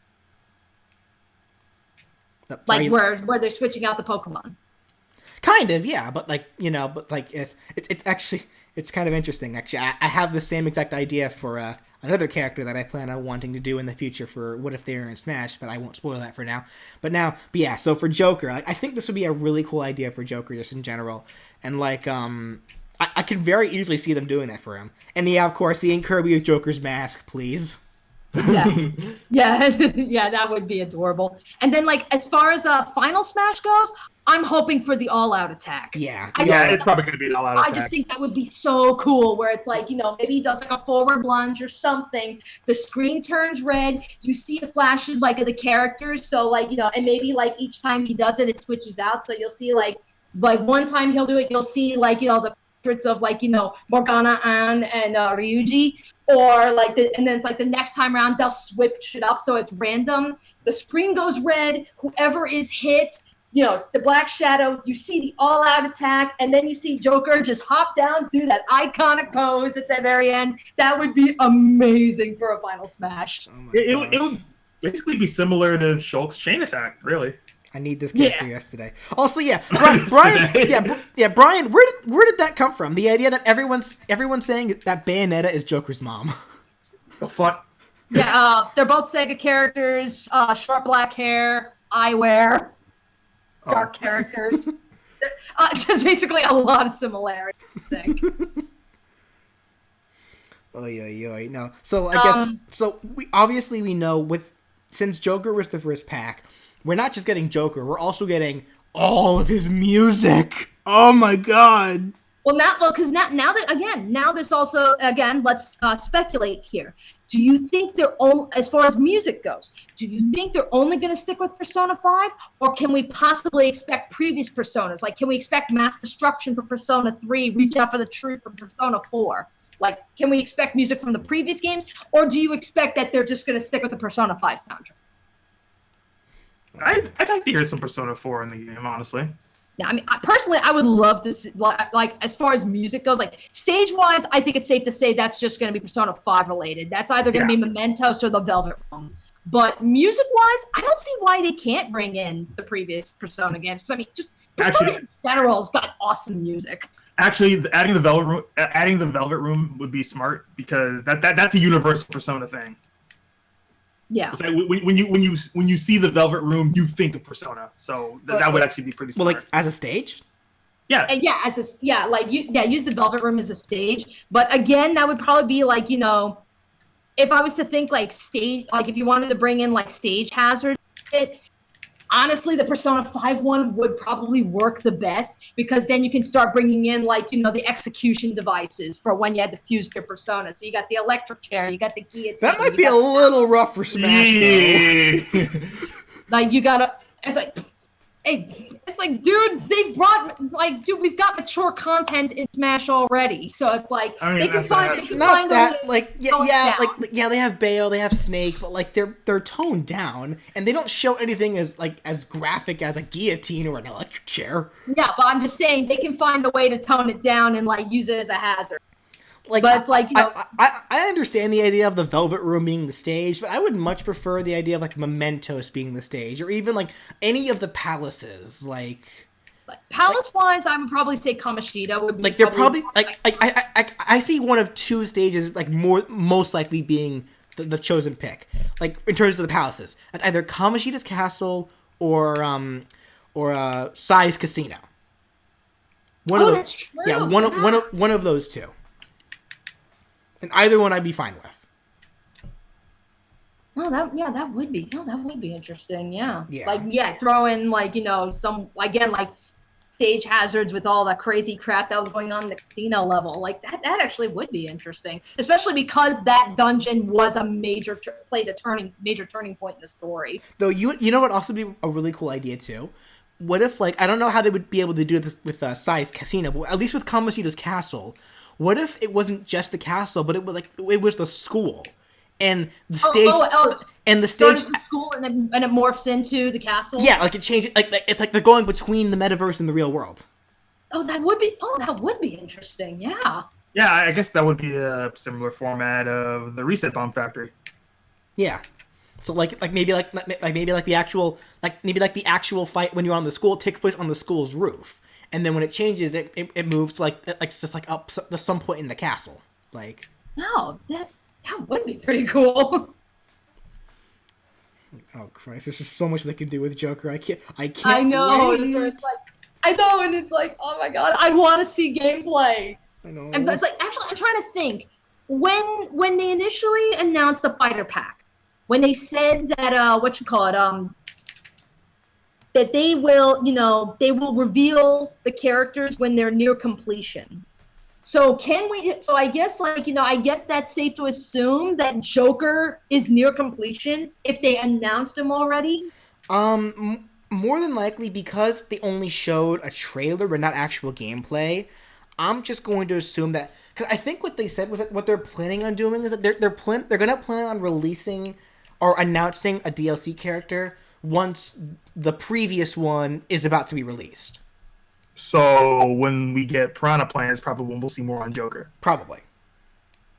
Okay. But they probably went ahead and just showed Joker's trailer now since it was for the Game Awards. Yeah. But yeah, I don't think they're probably still very early in development with Joker. We're probably not getting this character until earliest April, I think. You know what? I'm willing to. Well, I mean, actually, that's kind of hard to decipher because I'm thinking, they'll probably do whenever we get the next Nintendo Direct is probably when they'll show more on Joker. But I mean, if early April would probably be the deadline for Joker, then right. I guess that's not really gonna.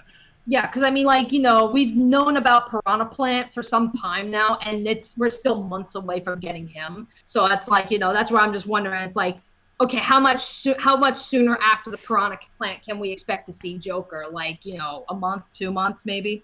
I mean, they did say allow about a year or so for all 5 characters. For all 5 characters, yes. Yeah. So I mean, it's like they want all 5 of them out within a year. So it's so that's why I'm just wondering. It's like, how quickly can we expect Joker to come around? How many months after the Piranha Plant? I guess maybe 2 months. 2 months the soonest, I'd say. But perhaps. One thing I do want to say though, I will call foul if on the Persona 5 stage we don't get some kind of Mementos-esque conversations between the other Phantom Thieves. And here we go. I'm doing a free for all. Not my preferred rules. Yeah.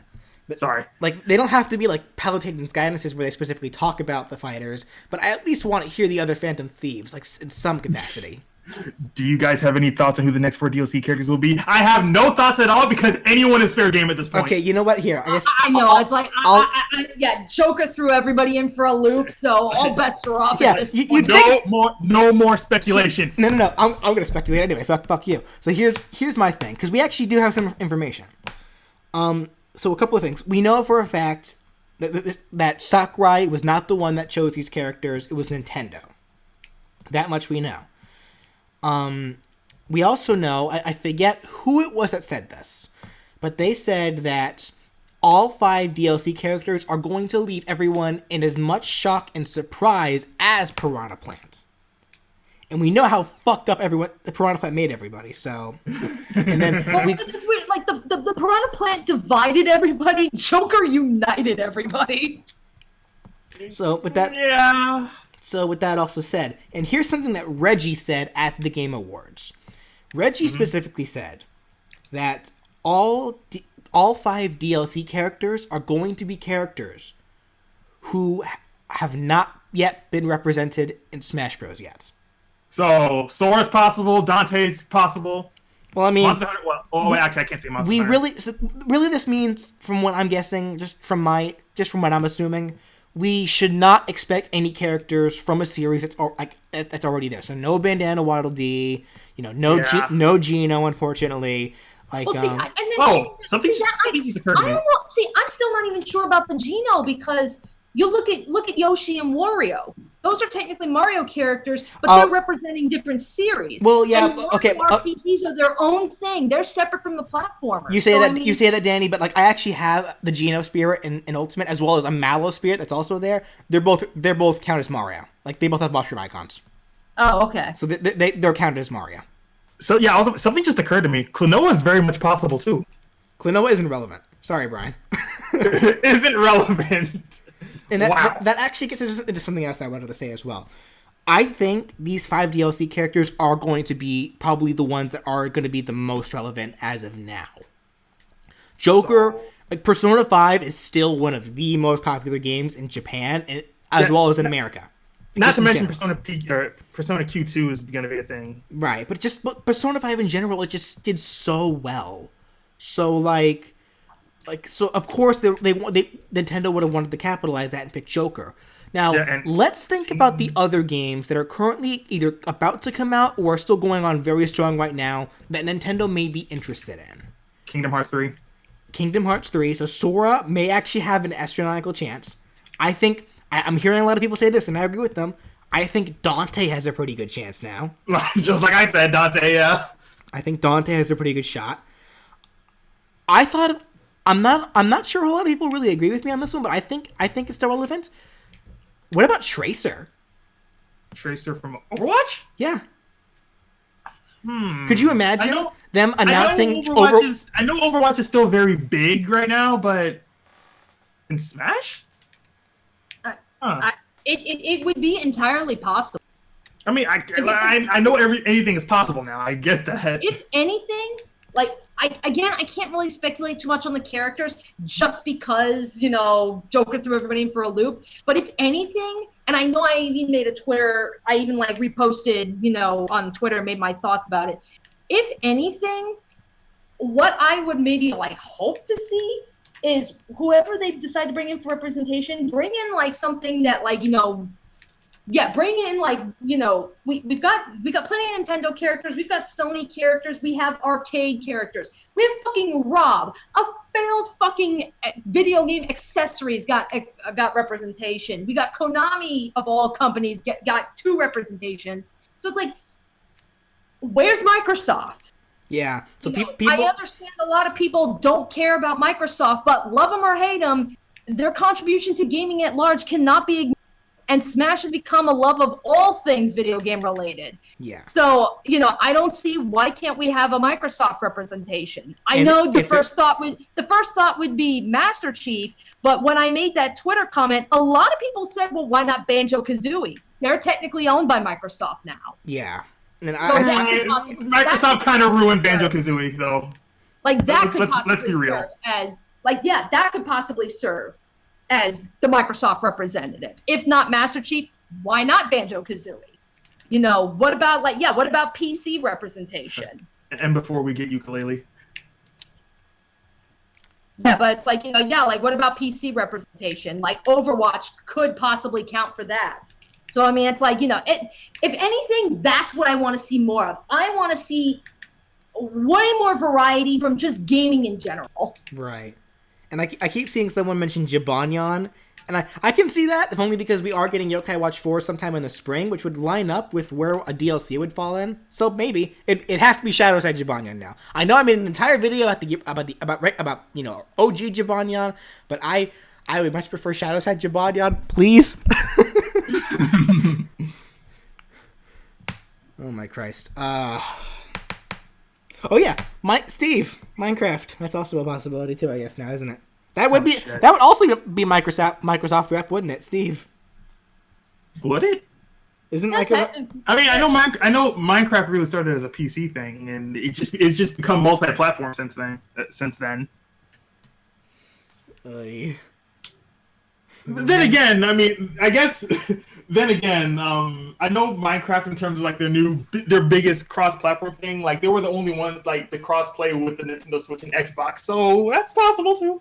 That said, I will actually cry, not in happiness, of actual sorrow, if we get a goddamn Fortnite character. You know what? Never mind. I'm gonna keep my thoughts to myself. I will actually be upset. I do not want Fortnite. All I'll say is that'll be the most hilarious thing to me. I'm trying to see Nintendo characters do the Fortnite dance. What if it's normal Jibanyan, but he grows into Shadowside? I don't think it would work that way. Because normal Jibanyan shouldn't be able to become Shadowside Jibanyan. realistically, though, I don't think you can do much with the Fortnite character in a Smash Bros. Game of all things, so I don't think that's possible. At least Am I the only one that doesn't really care if Fortnite shows up? That's like, because the way I see it is like, if anything, I would encourage it, if only for the fact that it's like, yeah, by all means, bring all the little kitty winks that play Fortnite, bring more people into Smash, and then just watch them get their ass handed to them by the pros. Yeah, you know what? Am I the only one that sees, like, just grab some fucking popcorn and enjoy the fireworks? You make a very persuasive argument, Danny. It's like, am I the only one that sees that? It's like, yeah, by all means, bring more people to Smash. By all means, bring the kiddies. Let them think that they know how to play. And then just watch them get trounced. Another series that could very easily get a DLC rep that's still kind of relevant, or that kind of is fairly relevant because they actually just got a new game, Dragon Quest. Well, that's true. Yeah. Like they could very easily. What was the name of like the main guy? I forget his name. From which one? It's like the most iconic character. Like I forget his name though. I don't play Dragon Quest. Either him or Slime. I would love Slime. I've been trying to get into Dragon Quest, honestly. I just don't know which one to start with. Yeah, I'm the same way. It's like I'm well aware of it. I've never played any of them. I don't know where to start. Dragalia Lost? That's a mobile game, isn't it? Yeah, it is. It's like I told myself, okay, you know what? Here's another thing that I'm kind of dreading thinking about it, but it's very much possible at this point. If they're trying to capitalize on like the big games coming out, what if they just got another Fire Emblem rep from Three Houses? No, they're not going to do that because, like Reggie said earlier, none of the DLC characters are going to be characters that already. You're right. I'm done. So they're all going to be brand new characters. I'm done. Here, let me try to look it up. Dragon Quest. Yeah, like Dragalia Lost would be an interesting choice. And you guys said that's a mobile game, right? Yeah. It's like it's one of those things like. Actually, why not get a mobile rep? If we're actually talking mobile reps, why not Shallot from Dragon Ball Legends? Well, it's like, to be fair, as far as like mobile reps go, you're very limited because there's not a lot of good video games out on the mobile, but they do exist out there. So it's like, why not give recognition to some of the 5 good ones that are out there in this in like the sea of like shovelware apps? Erdrick. That's the character I'm thinking of. Oh, okay. Okay. Anyway, I've seen Kratos. Maybe. His game did win Game Awards, so. That's true. Dad of War. Yeah. Kratos. Sly Cooper or Jack and Dexter. I don't think their games are relevant enough right now. Like, I'm thinking of the games that are currently very relevant right now. I'd love this. Well, Personally, bringing characters that have been in PlayStation All Stars. Yeah, personally, between the two, I would pick Sly Cooper, but that's because I'm biased.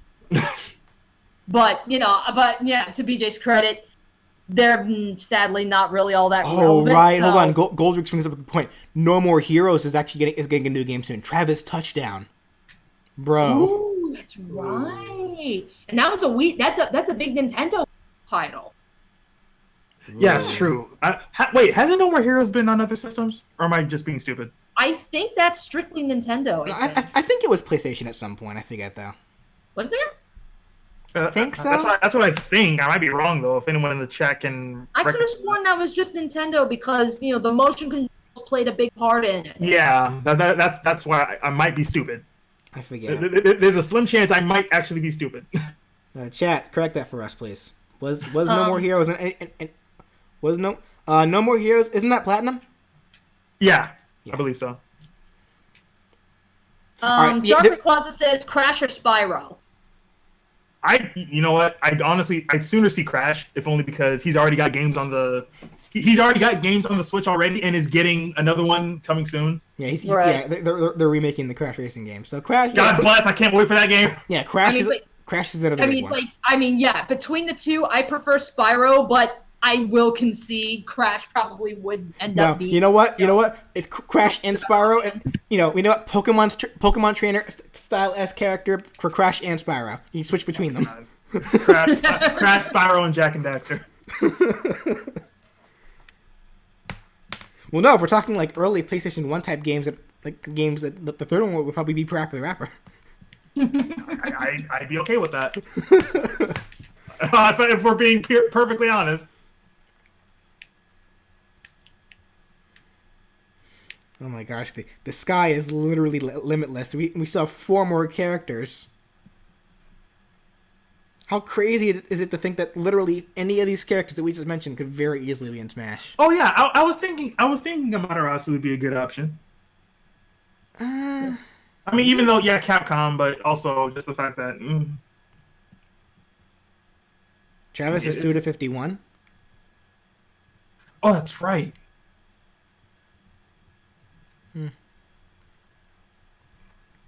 Thank God, Movie Sonic will be in Smash. All right, that's a rant for another day. Let's stick on let's stick on to the good stuff.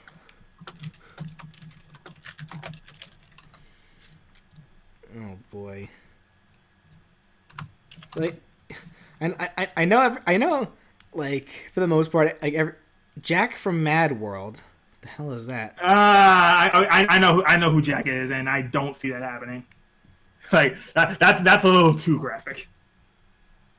Again, it hasn't stopped. Yeah, it hasn't stopped not stopped Snake, has not stopped Bayonetta, is not stopping Joker, because Persona 5 is quite mature. So I get that, but yeah, I mean that's like I'm not gonna really buy the whole that's too violent, because Nintendo find a way to tone it down and make it work. They've done it twice, and they're gonna do it a third time. So yeah. I'm sure. I can't wait for the Futaba spirit possessing the orange inkling. Oh God damn it!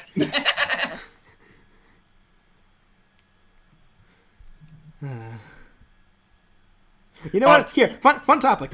Of all the Phantom Thieves, who would they if we do get Phantom Thieves spirits, which I'm sure we will? Who are they possessing? Who's Ryuji possessing? Oh yeah, the Inkling and Futaba is kind of a given. Yeah. I imagine on what maybe Zero Suit Samus. That makes sense. Like Red Zero's at Samus. Yeah. I'm trying to think. Ryuji. I know one of them would possess Daisy. Yeah, Haru. Yeah. Haru will control Daisy. Maybe. Let's see. Ooh. I could see Makoto possessing Bayonetta. Morgana would possess Isabelle. Yeah, I can see that too.